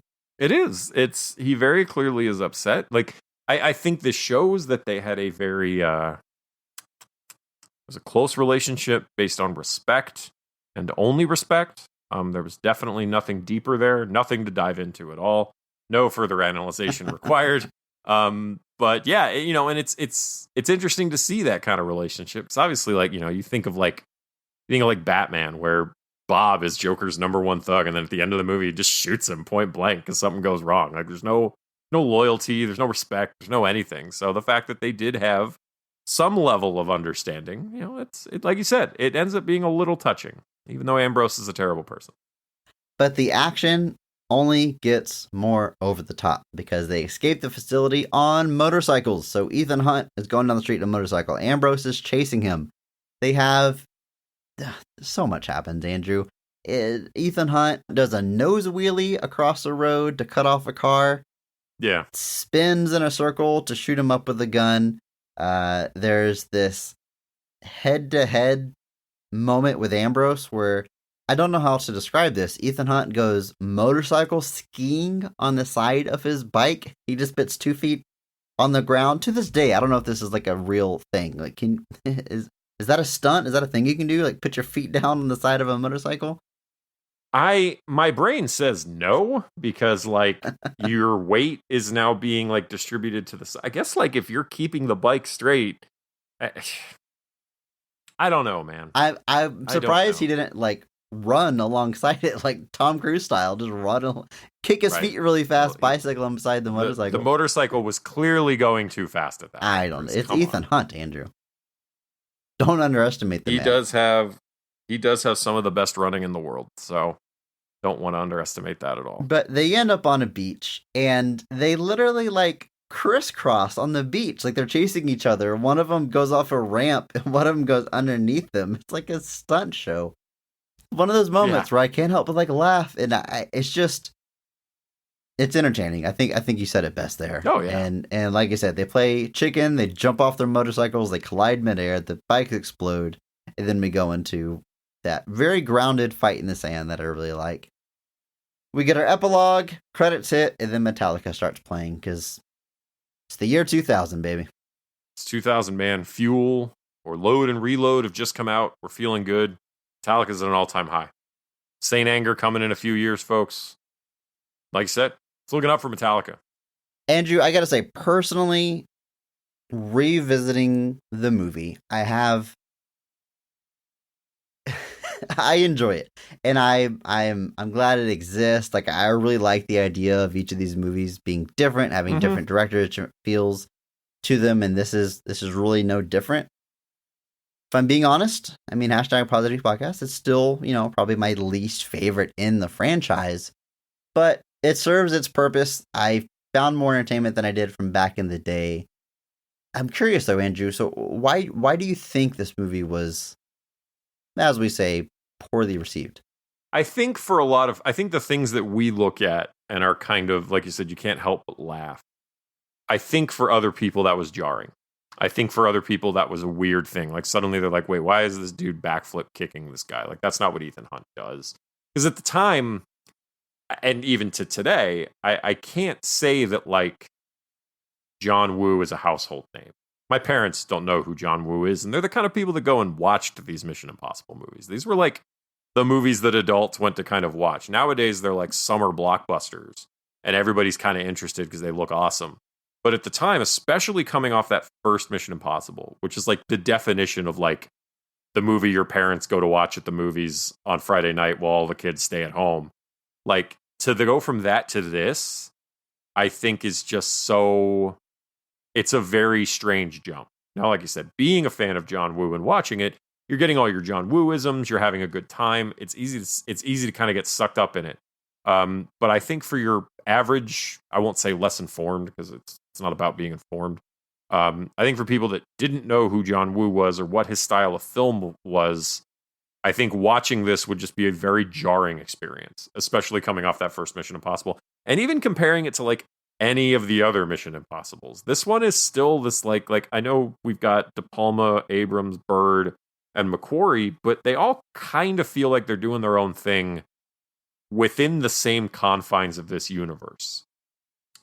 John Woo looks like he created a whole new universe. It's not even the same world. Yeah, like there's different physics at play. It's like there's different physics, there's different styles. Suddenly Ethan Hunt likes kicking people. Like it's very much a John Woo movie. And I think that wasn't necessarily what your the wide audience still went and watched it. So I mean there clearly wasn't an issue there.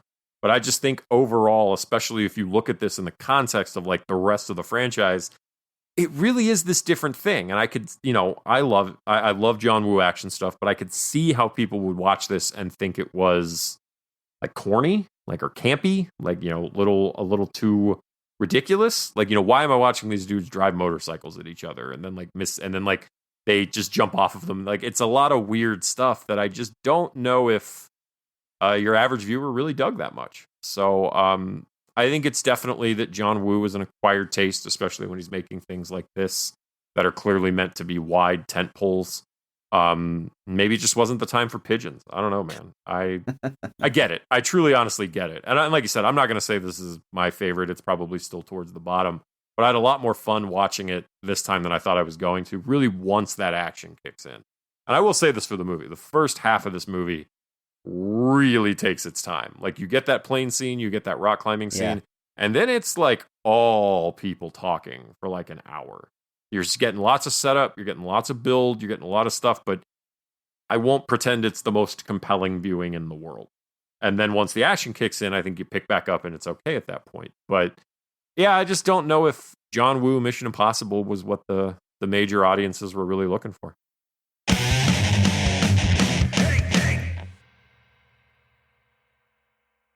Andrew, 60 episodes, 60 movies down. Can you believe it? Does it feel like it's been over a year we've been doing this? It feels like we've been doing this for 10 years, honestly. It's taken a toll on you, huh? It's taken a toll. No, I could have never imagined that we would go this far and have this kind of response, so it's been great. Yeah, it feels like just yesterday we were doing the 20th episode celebration, Extravaganza. Because, we celebrate every 20 episodes because that's the typical landmark. That's real life. So, yeah. 60 episodes down. The fun is not over, though, because now, Andrew, we are joined by a special guest, Mr. Bob Buell of the 99 Questions podcast. Friend of the show, Bob Buell, from our Watchmen episode. Game Show Bob, some people call him, because he is known in some circles for his podcast virtual game shows. How do you describe these things, Bob? You do these all over the place. Host these quiz shows, trivia shows. Do you have a name for them? I really should at this point. But yet, here we are. I absolutely do not. Well, what an intro. First off, thank you so much. But yeah, Thank you for being here again. We super appreciate it. Oh, it is my pleasure. Trust me. But I'm happy to be the quiz master here for you two here for this proceeding. It's a special event, and it should be treated as such. Yeah, I told you, I was like, hey, we got a big special episode coming up, episode 60. There's a lot of surprises in store. Can you come on board and help us make it more special? And you said, I got you, Chris. I got you, Andrew. I have just a thing. And what is that thing? Andrew and I don't know. We don't really know what's in store for us. We know you've got some sort of a game show lined up. Andrew and I are presumably going head to head. And you, at home listening to this, can play along. Maybe you'll do better than us. I don't know. Let's see. But Bob, why don't you just take it away, sir? What are we doing here? Oh, certainly. So what I have compiled here today is 3 rounds of 3 separate games for you two to compete in head to head. Now, it should be noted before we get into these that the answer to every single one of these questions is going to be a movie that you have done an episode on. Oh. Wow. Okay. Every single one. Now, this will count any mainline episodes, any bonus episodes, anything you've released under Best of the Rest qualifies as the answer here. Okay, so there's a little over 60 options then off the top of my head. Correct. Okay. I will resist the urge to pull up our episodes because I do not know cheating, them all Chris. offhand. No cheating here. If you don't know it, you don't know it. So 3 rounds in 3 games, so 9 rounds total. Am I doing the math right? No, I'm sorry. One style of game per round, 10 questions in each round. Got it. Okay. We got this. Are we buzzing in? How does this work? So you'll buzz in with your name, and you only get 1 buzz in per question. So make sure to use it wisely. So if you misguess, and then the other person guesses, that question's just null and void. So do we just say our name out loud to buzz in? Is that what we do? Correct. And then I'll hear you, I'll call you out, and you give your answer. All right. I've got a single syllable name, so I got an advantage already. I can just, Chris, get right in there. That's true. It's almost an unfair advantage. Okay. So I believe we're going to start with an oldie but a goodie. What I have redubbed here, Baby Got Back, which is, I will be reading the description from the back of the DVD/Blu-ray/VHS boxes of movies, excluding certain terms that will give it away immediately. When there are those names of, planets, characters, actors, things that would immediately give it away, I'm just going to put in a blank. But I'm going to read through the back of the box, and when you feel confident that you know what movie it is, buzz in with your name, and you will get a point. Got it. Let's do this. Yep. All right. Question number 1. This back of the box starts with a quote that says, "A straight shot of adrenaline." Based on the best-selling comic book, blank stars as blank. A soldier recently killed in action. Oh, Chris. That is, I gotta get the name right, Bloodshot. That is Bloodshot. Oh. Well done. I was very close to saying Bloodsport, which is something else entirely. That's on the best-selling comic? Based on the best-selling comic. Very dubious. What's our barometer for best-selling here? You give me those. Give me those statistics. All right. Next up. There we go. Another one that starts with a quote. This movie kicks major butt.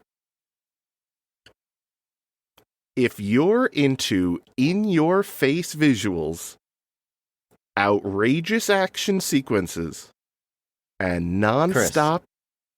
Chris? I'm jumping in there. I mean, what else could this be but Spawn? Incorrect. I'm sorry.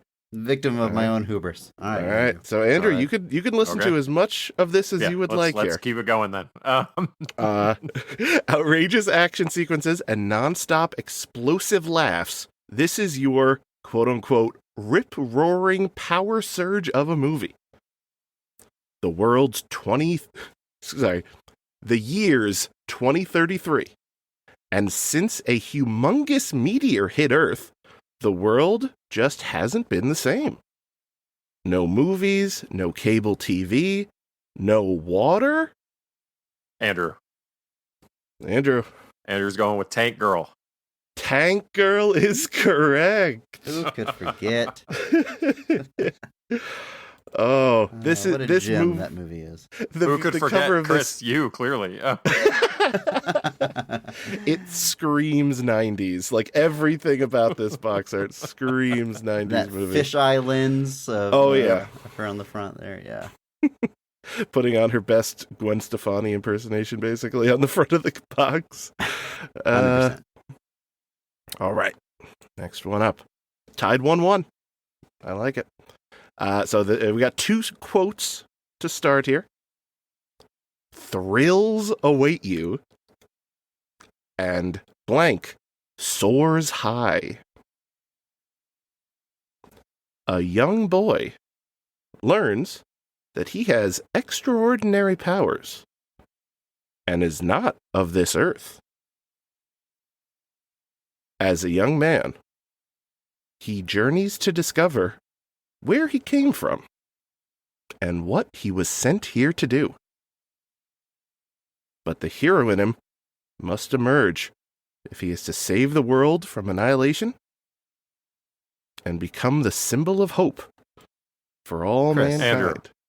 Oh, I think Chris got in there first. He did. That, it seems so obvious now. That really threw me for a loop. But actually, okay, oh God. Oh. Okay, Man of Steel. Man of Steel. Final answer. Man of Steel. Correct, Man Yeah. of Steel. I had a quick panic attack when I realized we've covered a lot of Superman movies, but Mm-hmm. yeah, the whole alien from another planet. I'm like, what? This sounds like some weird sci-fi thing that we have not done. But of course, Superman is an alien. Of course. I couldn't love the figure top out which quote of, Superman it was. just thrills await you. What a generic quote to start your box that with, could but apply to so many movies. truly anything. Nicely done. Nicely done. All right. Next one up. Another quote to start. A surprising blast of super fun. Blank is a slacker by day, party animal by night, until he finds a serious career that's seriously cool. Crime-fighting action hero. As blank, he teams up with gadget whiz and martial arts master blank. Andrew. That is the Green Hornet. That sure is the Green Hornet. Nice. Nicely done. Well done. Oh. Of course, you know that one, Andrew. You starred in the movie. Of course I do. Moving right along. In the Are we year. even? Is the score even now? Oh, 2-2. Oh Correct. my goodness. Okay. In the year 2004, time travel is not only a reality, but an opportunity. Chris. Chris? I mean, time travel. The distant future of 2004. I'm going to say this is Time Cop. This is Time Cop. Very nice. Shouldn't have hesitated. By the way, the back of the box for Time Cop has Jean-Claude Van Damme doing his signature, like, Van Damme split, like, where he's Is he between doing them on two a boxes. countertop like in the movie? Correct. Beautiful. Just, Yes. again, just an odd thing to sell your movie on, but hey, what do I know? That's why I go to see John Claude. I want to see some splits, some kicks, and a mullet. That's it. That's all I need. All right, I'm going to warn you right now, this is my favorite one of this round. Oh boy. The quote, wonderful special effects. I know a few movies this is not. The most eagerly awaited blockbuster of all time arrives for the first time on DVD. Oh, so it comes on DVD. Mm-hmm. Blank presents this comedy adventure spectacular about a cigar chewing, beer swilling, fast talking blank. Chris. Chris. Is that a fast talking duck? Mm? As in Howard the Duck? Howard the Duck. Oh, That man. is It is. with the title, the most eagerly awaited blockbuster of all time. People were screaming in the streets for it. When are we getting Howard the Duck? just truly bonkers. Another Everything about best-selling character from comics. All right, it is 4-2, I believe, if my math checks out. Yeah. With Chris in the lead here. Since there are 10 of these, I guess it's 1st to 6. We'll run through here. All right, next box. The quote just says, "Thrilling." Blank stars as blank in this thrill-a-minute actioner. Not a typo. That's how it pronounced. That's how it says it. Thrill-a-minute actioner, based on one of the most successful comic series of all time. Well, that doesn't help me at all. Apparently, everything is the greatest selling comic of all time.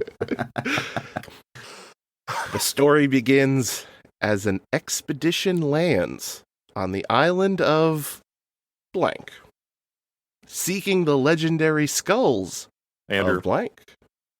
Andrew, That's the Phantom. this is the Phantom. You're not getting the Phantom from me, Chris. best-selling- No. The one of the most successful comic series of all time, of course. Of all time. Sure, why not? Gosh. All right, 4-3. Right. We're going to go right here. Out of the pages of the legendary comics. This is a very fun theme that popped up in a lot of these. All right, out of the pages of the legendary comics and graphic novels steps blank. A scarred drifter and bounty hunter of Chris. last resort. Chris? I mean, scarred, bounty hunter, Hmm? gotta be Jonah Hex. That's Jonah Hex. Jonah Hex, Nicely baby. Done. Oh. Nicely done. 5-3. This could be a game point for Chris here. All right. At least for this round, of course. For this All round, right, we'll reset the points between rounds. All right. Possible game point here. Quote up top. Consistently dazzling, ingenious, and breathtaking. High praise. Chills and thrills. Will blank be put on ice? Andrew. Andrew. I'm going deep, and I'm guessing Batman and Robin. Correct. Yes, Nicely the ice done. pun. It starts with an ice pun. Even the couldn't- box. As it should. I couldn't let it go that quick. I had to take a shot. Couldn't let the round end so soon. So wait, does it say will Mr. Freeze be put on ice? It will Batman. Gotham City. Oh, okay, that makes more sense. Okay. Yeah. Come on. It's not totally ridiculous here. Not that Totally. absurd. All right. So it is 5-4. This could come. I do have a tiebreaker here if we have to, Uh-oh. but let's see how this goes. All right, number 10. Start with a quote. A mind-blowing adventure. Blank. Stars is blank. The world's greatest adventurer. Who leads a legion of superheroes. Oh, Andrew. Oh, I'm Ugh. going League of Extraordinary Gentlemen. correct. Yeah. Boom. My goodness. Legion of superheroes. Interesting that they just call them superheroes, though. Right? These characters from literature, like Yeah. is the Invisible Man really a superhero? Is Jekyll and Hyde a superhero? You know, that superhero, Dorian Gray? Yeah. Exactly. All right, it's 5-5. Might as well go down to our tiebreaker for this Oh, round here. Boy, We got one more to decide it. you fighting back. This one I didn't want to use this one because it's a little too silly, but I really enjoy it. After Blank's epic storytelling and Blank's awesome battles, how could the first two hits be topped? In Blank, meet Blank, a half-witted computer programmer natural. For him, a keyboard is a weapon. And blank faces the microelectric menace of his life. Blank. Reply. Andrew. Excuse me. Oh, Andrew. Superman 3.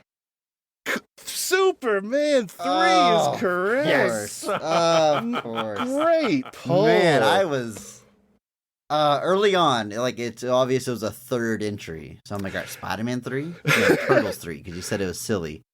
But this computer hack, I was so not even I don't close. love that Well they done, call Andrew. Richard Pryor's character a half-witted computer programming natural. I don't know. That seems a little rude to me. But, yeah, the first sentence of the box literally says, after Superman the movie's epic storytelling and Superman 2 awesome battles, how could the first two hits be topped? Well, you know, this one.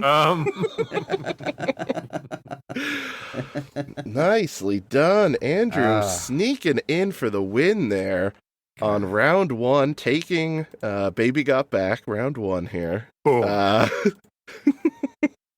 done, sir. Well played. Very well done.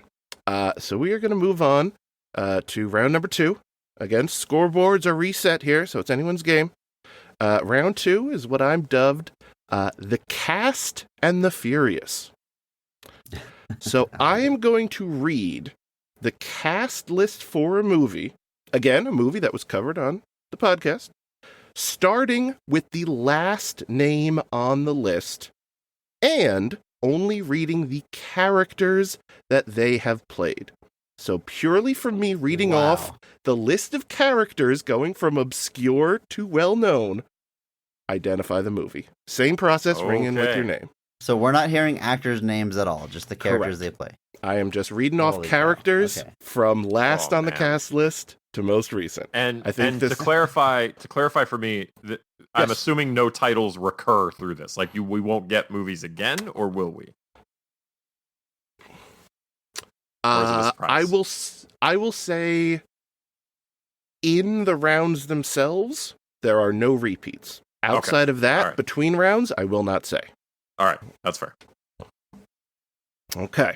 So again, starting with the bottom of the cast list here. All right. Here we go. Larry Culpepper. A bomb test anchorwoman. Destruction firefighter. When you said the bottom of the cast, I didn't know you meant the bottom of the last name to scroll in the credits. Okay. Trust me, it will become clearer very soon. I will only tell you the best boy grip, and you have to guess the movie. Tenement fire news reporter. Tenement fire child. Vietnam 51st State anchor.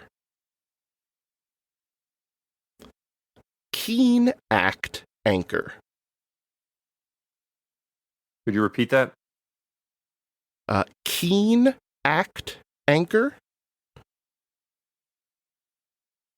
And newscaster. Andrew.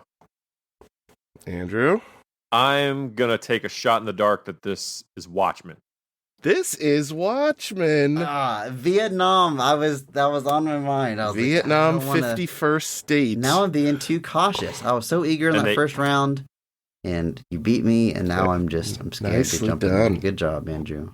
The Enact was the other one. I was like, that sounds like a Watchmen thing. That sounds like Tenement fire when they say Night Owl comes down and saves all the kids. I was trying to remember all the movies we've watched that have apartment fires, and I was like, oh, that doesn't narrow it down. Too many to count. That old trope. Nicely done. All right. Next movie. Creature vocals. Air Force Security. Amazon Cavalry General. Andrew. Andrew coming in early. Justice League. Justice League is correct. God bless. Well done. Holy cow. I did not think you were going to get it till at least Russian mother, Russian father, bald inmate. Nicely done. Yeah, well done. All right. I don't know Amazon and like Amazon Warrior. I was thinking like, I don't know. The company Amazon? Somebody brings your packages? I was thinking like a jungle, like the Phantom or something, like someone in the Amazon. All right, well done. You're killing me. All right. I'll All right. come back. Let's do this. Okay. Next movie. Mom. Additional party guest. Bartender. Parallax. Andrew? Oh, that was right on the money. I'm going to trust in your honesty. Could either of you tell who rung in first there? Because that was like dead on same time to me. I felt like it was me. By the time this is like out there, we'll check the tapes. But I don't know. Andrew, did you feel Chris, you go ahead. I clearly said it first on my end, but I think there's a slight delay. So. Well, hang on. The controversy. Do we want to rock paper scissors this for supremacy here? No. I'm being the gracious. I'm being the gracious leader and letting Chris take first on this. All right. Okay. I mean, I think the single syllable advantage is coming into play here. So I think I definitely finished my name first. That could. And I'm going to say this is Green Lantern. This is indeed Green Lantern. Well, Andrew done. and I literally looked at each other. We're like, "Is it that easy? Did he just say like the main villain?" He's way down on the list because I guess he's just the voice. I'm not sure. Clancy Brown.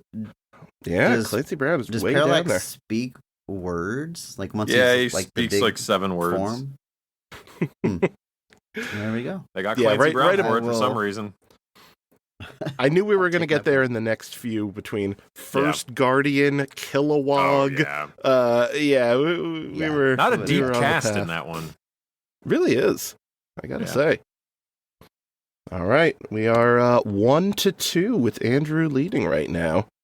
Moving on to the next. Scrolling to the bottom of the list. Mr. Movie Phone. Chris. Oh God. Wow, Chris. I mean, what else? But Josie and the Pussycats. Correct. From one.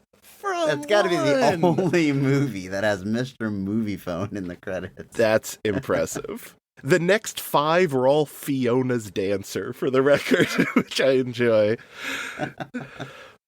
Excellent job. Tied it up. 2-2. All right, on to the next. Bottom of the list. Gordy. Mannix. Niebel. Greeble. You're just reading random syllables. This is not a cast list. These aren't characters. Sleeble. Diner Guy. Frank the Pug. Chris. Oh, Chris. Frank the Pug. That's got to be Men in Black 2. Correct. I saw some hesitance there. Well, I realized he's technically in Men in Black International as well, but yeah. I went with my gut there. Nicely done. Are those the worms? All those rhyming? I have to assume all the coffee-loving worms. Chain smoking. Yeah, chain smoking. All right, next movie.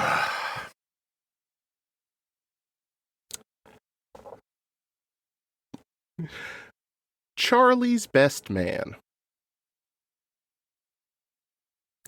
Sanctuary Guard. Scared Woman number 2. Chris. Oh, Chris? I'm just going to jump in there early. Based off of Sanctuary Guard. Mm-hmm. Even though I'm second guessing myself already. And say this is Doctor Strange in the Multiverse of Madness. This is Doctor Strange in the Multiverse of Madness. My goodness. Yes. They have some fun, like, low-level actors in this, I gotta say. Ragtag Student coming up shortly on that one. Gargantos Fight Spectator number 2. There's some good ones. All right, it is 4-2 with Chris in the lead here. Chris took Andrew, my lead personally. Your kindness has led you down a dark path here. But moving on to the next movie. Emperor Penguin. Chris. God. Chris. I mean, what movie has a person playing a penguin except Batman Returns? Batman Returns is correct. Yeah. The first 7 names are all Emperor Penguins. And each one of those actors is taller than Danny DeVito. You're telling me Debbie Lee Carrington is taller than Danny DeVito? 100%. Those penguins tower over that little man. Nicely done. That is 5-2 currently. Let's see where this is how goes. I turn into a villain. All right, starting at the bottom here. Furba. Radio announcer. Madam. Paperboy. Concubine. Cranston Guard. Mongol. Inmate. Mrs. Shrevnitz. Sailor. Jesus. Mrs. Tam. Marine Guard. Tibetan passenger. Tibetan driver. Tibetan kidnapper. A lot of stuff happens in Tibet in this movie. You think that would give it? You think we'd have an idea at this point? Taxi driver. English Johnny. Bellboy. Waiter. Duke Rollins. Isaac Newbolt. Woo. Lee Peng. Burbank. Dr. Roy Tam. Oh, Police Jesus. Commissioner Wainwright Barth. Oh, Andrew. Andrew. Is this the Shadow? This is the Shadow. Yes. Oh, man. Nicely done. I was in the top 6 of the cast for the Like, record. we're about to get, we Holy got to be getting close to the top. That was Jonathan Winters, who I just said, Police Commissioner Wainwright Yeah, Barth. Next was the Tim Curry. Yeah, that one. It was the Roy Tam. I was like, I know Roy Tam. What in God's name was he in? All right. I know Roy Tam. I know Roy Tam. Excellent work. Excellent work. Done. All right, 5-3. Potentially 2 more here, unless Chris gets one of these, then he'll take the round. All right, starting with the bottom here. Egyptian tour guide. Japanese fisherman. Wedding security. Wedding planner. Chris. Chris. I'm going to possibly go for the with round. Fantastic Four: Rise of the Silver Surfer. That is correct. Yes. Nicely done. That was the wedding. Next up, That might be the only wedding we've covered. next up was rejected wedding guest as Stanley. Stanley. Yep. Very nice. Very nice. We only had one more here, so why not just for funsies? We'll do this one in the round here, just because I think it's a fun cast of characters at the bottom of the list here. So I think Chris is going to take the round regardless, but I just like this one. Bum. Anesthesiologist. Angela. Foreign dignitary number 2. Foreign dignitary number 1. Who would have saw it coming? Punk number 3. Oh goodness. Security guard. Oh. African liaison. Punk number 2. Punk number 1. XNN reporter. Andrew. Is this Spawn? This is Spawn. Yes, certainly right. And then right above that is Glenn, Zach's dad. Didn't have to word it like that, but Zach's dad. Yeah, that helps so much. Just last name Glenn, first name Zach's dad. Add a baby, it's a boy. Nice reference. Well, I'm loving the drama here. We got Andrew taking round 1. We got Chris taking round 2. We're coming down to round number 3 here, the final round.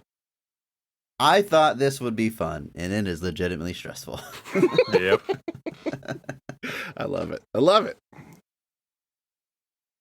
No, you guys are doing fantastic. And we are in round number 3. Not. I let Chris tie it up. I could have taken this, ended it in round 2. Yeah. Mercifully, could have ended this, but here we are in round 3 with a title that I've really worked over here, titled I Love This Movie From My Head to My Toes, where we are going to be reading Rotten Tomatoes reviews of movies that have been covered on this podcast. But in the spirit of the Positivity Podcast, these are only the positive, fresh reviews of movies that have been covered. So I pulled 3 reviews, each that get slightly more specific and maybe name certain things going on in the movie. So I'll just run through these 3 reviews. The fact titles that you found 3 positive reviews eliminates a few movies from contention already. You would think. All right. So once again, buzz in with your name when you think you know it. All right. First one. An unwanted sequel to one of the worst comic book films ever made blasts onto the screen with such assaultive energy that memories of its predecessor are incinerated from your brain. This is a positive review. Correct. Okay. The implication here seems to be that the sequel makes up for the original. With its aggression. It's aggression. Okay. All right. Brings all the cartoonish insanity from the directors of Crank to the... Andrew. Chris. Oh, I think I heard Andrew first on that one. I gotta be honest. I don't know if there was a delay. Man. I heard Andrew first. You're the host. That would be Ghost Rider Spirit of Vengeance. That is correct. Yes. Ghost Rider And Spirit of Vengeance. I agree, actually. I was going to say, I do not disagree with those reviews. Right? The last one was, sometimes you just want to watch a skeleton on fire beat the crap out of some people, which 100%. That's a pretty good That should be on the cover of the DVD right there. That is how you sell that movie. Very nicely done. All right, next movie. Blank. I'm only blanking out the title, if they say the title. Blank proves that no matter how many clouds and thunder you put on a screen, it's hard to catch lightning in a bottle a second time. Chris. Oh, Chris. Wonder Woman, 1984. Intriguing guess, but unfortunately that is not correct. Okay. Andrew, you can listen to these last two headlines. I'm gonna get everything I can here. All right. Second one here.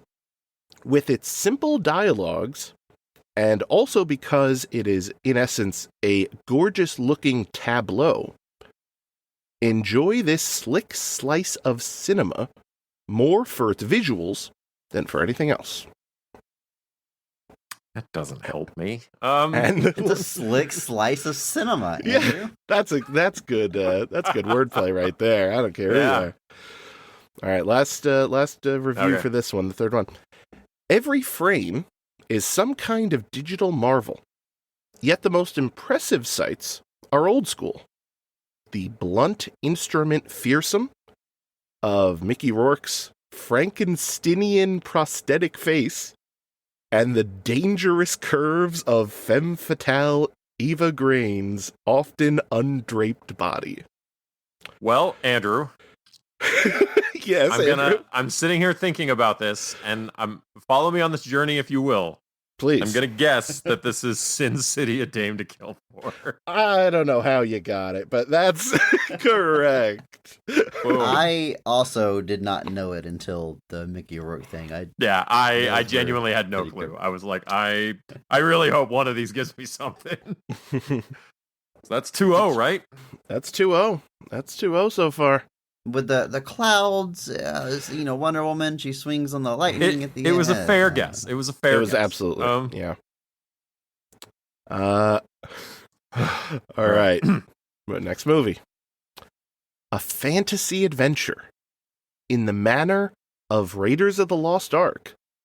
And for the most part, it works. Chris, jumping in early again. I love it. The Rocketeer. The Rocketeer is correct. Yes.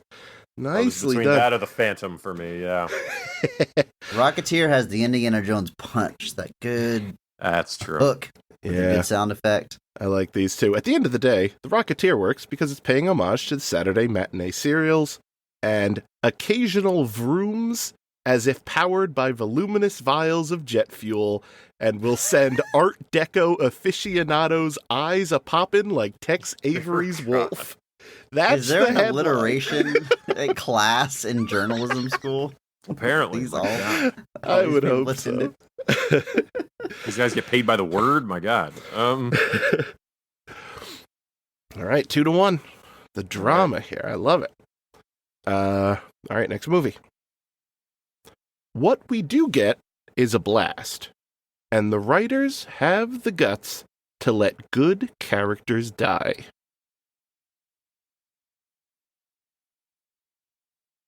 Interesting. Next one. Next review.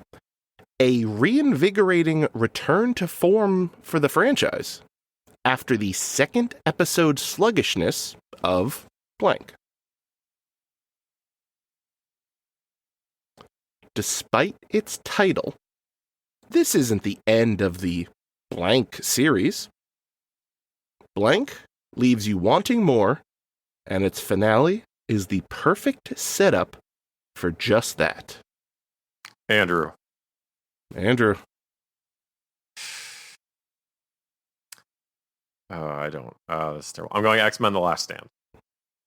That is correct. Nicely done. Man. Pull it when his back's against the wall. He pulls him out. Look at this. I had a moment of crisis that it might be Spider-Man 3 and was like, no. And in either case, I thought Spider-Man 3 as well. Imagine reviewing those movies upon release and being like, yeah, that second entry was sluggish, that was really right tripping here, me up. Yeah. That was what was tripping me up about it being X-Men. I was like, I thought everybody liked X-Men too. But yeah, I'll take it. This guy did not like X2. But killing off good characters though, that was a good clue. Yep. All right. Next movie here. It's 3-1. Oh man. How many laughs can you get out of a handful of one-joke characters? Well, If your ensemble contains the talents Andrew. of Andrew. I'm going Mystery Men. Mystery Men is correct. I didn't pull the trigger. I was thinking it. I was so offended that they called these guys one-note characters. This positive review. The Blue Raja has depth. Damn it. Everyone has an arc. Everyone. Very nice. Very nice. All right, moving on to the next movie here. It is 4-1. Andrew with a strong lead here. Don't jinx me, man. No. An unapologetically flashy, bloody, fast-paced horror action flick that's pretty entertaining.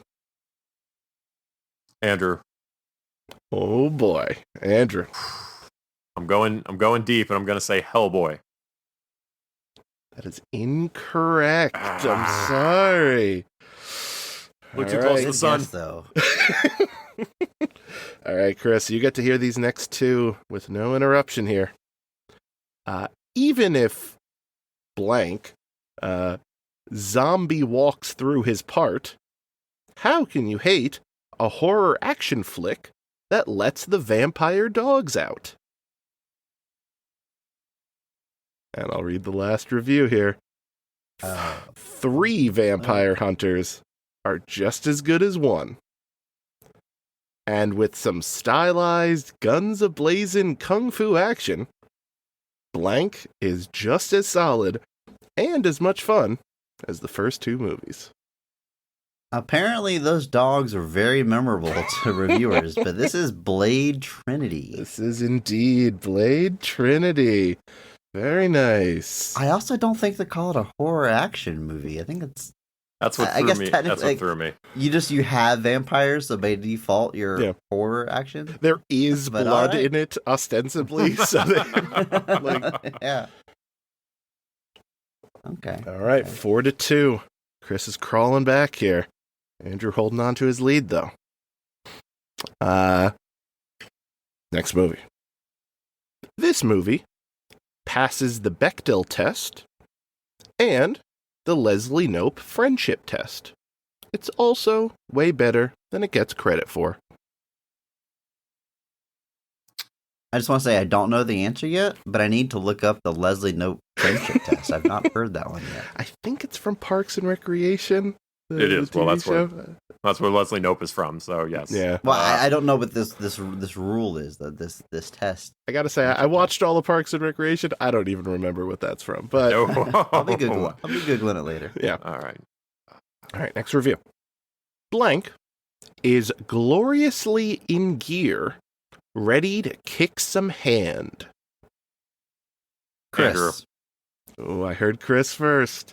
take some hand. That's gotta be Electra. That's Electra. That is indeed Electra. Electra and the young woman are both characters with names that talk to each other about something other than a love interest. Friendship test? I don't know. Is there a lot of friendship in the movie? I gotta look that one up. I gotta Yeah. see how fast the friendship test. And I love that the positive review was like, look, this movie technically passes some tests, okay? It's a big deal. I will say, though, because Rotten Tomatoes goes back, quite a ways with its reviews. So even, older movies will have modern reviews, but they'll have some older ones as well in there. And a lot of the reviews from when this movie came out, I did copy and paste 2 of them where Electric as Electra, Jennifer Garner, brings such unbridled energy and sexuality to her performance, one barely notices the movie itself. And I'm like, whoa, Jesus, dude. My God. That is like a complete 180 of the review that you read. Like, Yeah, that's like the it is- opposite. This one I actually took a Jesus. screenshot of. I don't feel bad calling this person out. This is me, Bob Buell, calling this person out. Tim Cogshell from Box Office Magazine. Your review just said the fight sequences are hot. 3 out of 5. That's not a good review. Don't do that, Tim Cogshell. Even if it is 2005. Not great. Just want to throw that one out there because during my piecing together of this game show, that one threw me for a loop. No, But I mean, we're not there yet. But we've come a long way. Exactly. I like to think we've come a long way. very well said. All right, but it is 4-3. Andrew's still holding on to his lead here. But it is anyone's game. All right, next one. The Blank series gets more and more whimsically outrageous as it goes along. Next review. Of course, Blank saves the world, but the real news is that there's still some life in the series.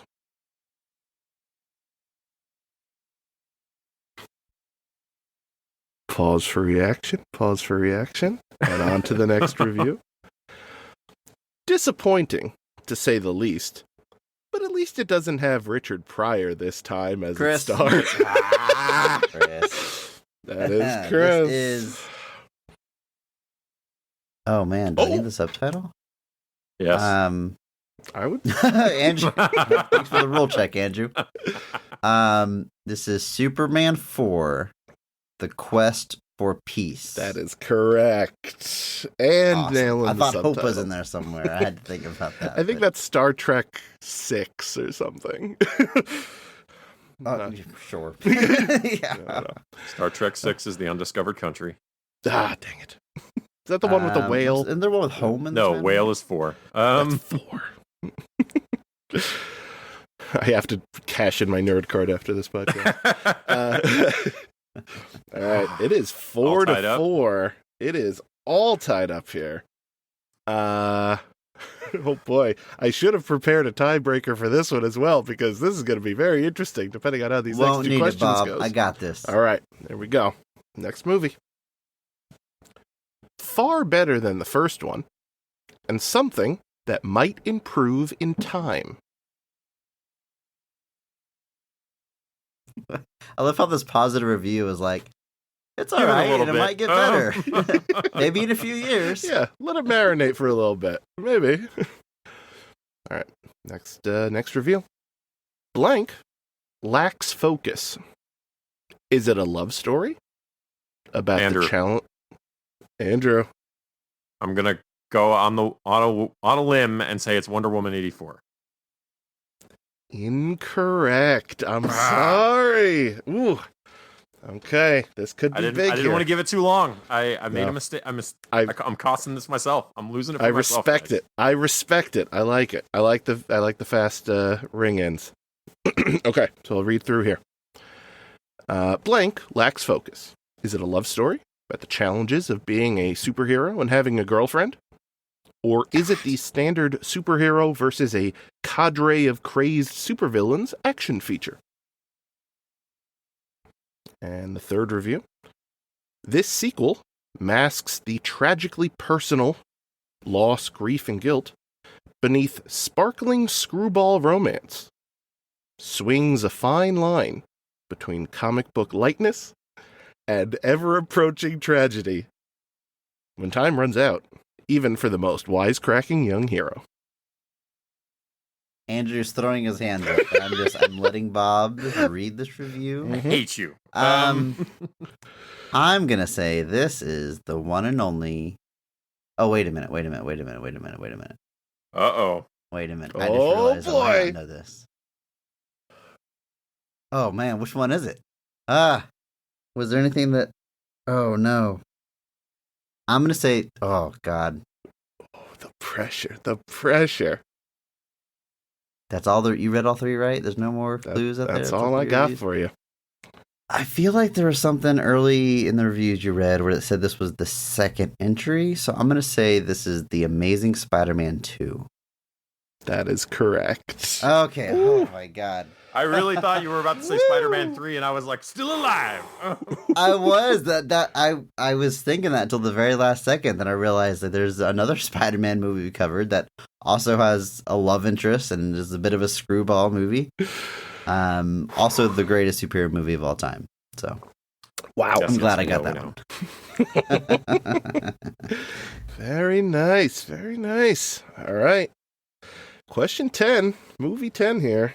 It is 5 for Chris and 4 for Andrew. This truly could go in either direction. Last movie here. This isn't a terrible blank movie, just an average one. Glowing review. Certified fresh. At least the review is. Considering the talent at work and the potential of such a world-changing set of heroes, it could have been so much more.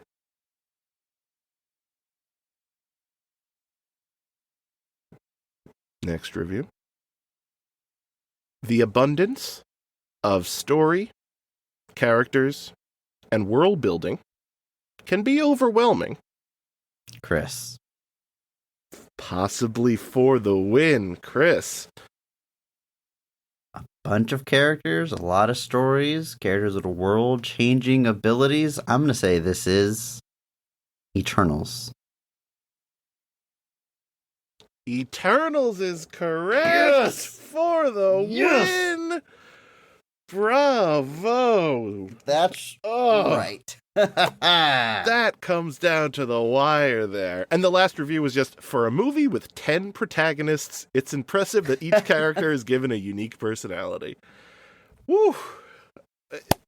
Well done, both of you. Thank you, Excellent Bob, job. Andrew. It was a hard-fought battle, and Shut up. I appreciate.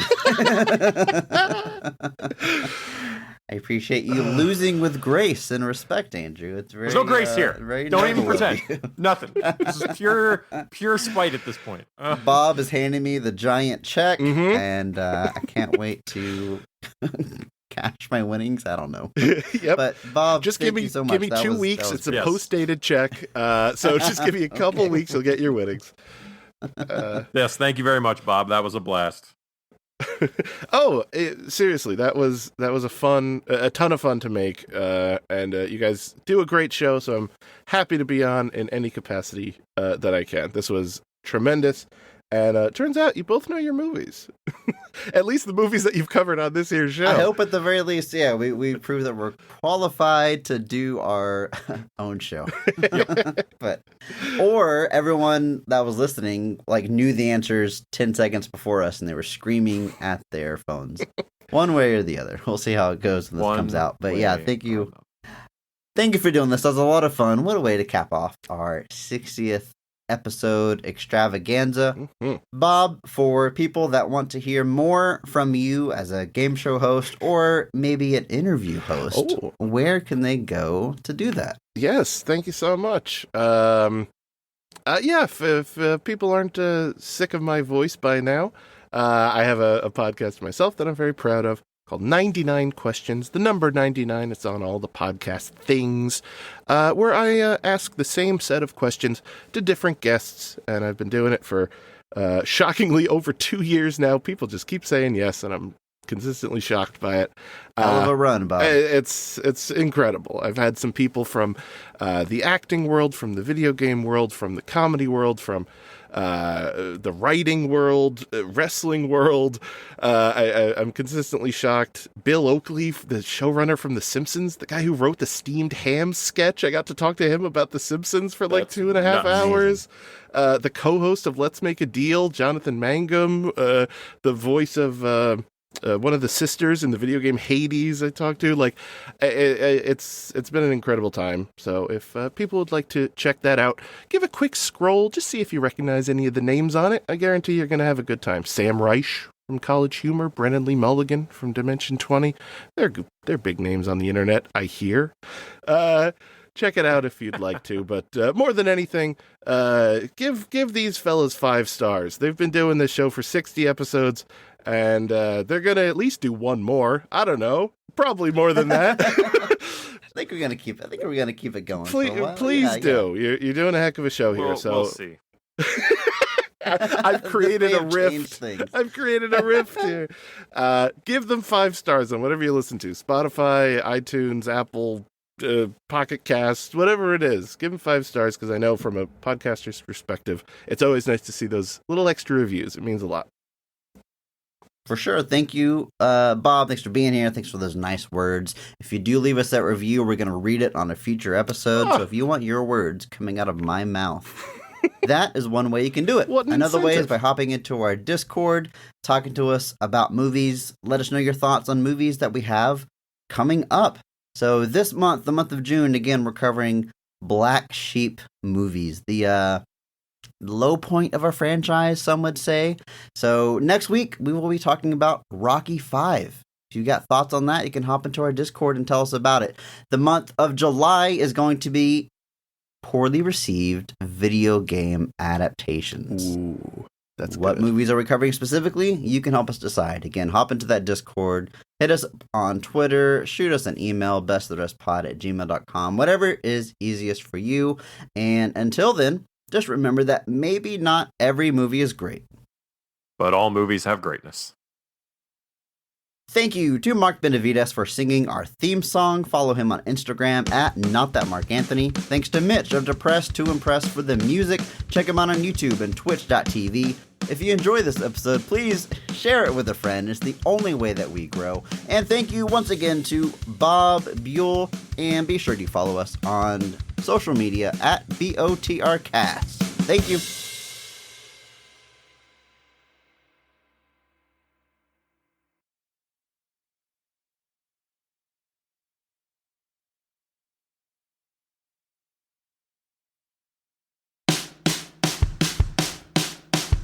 They're not talking about the best of them.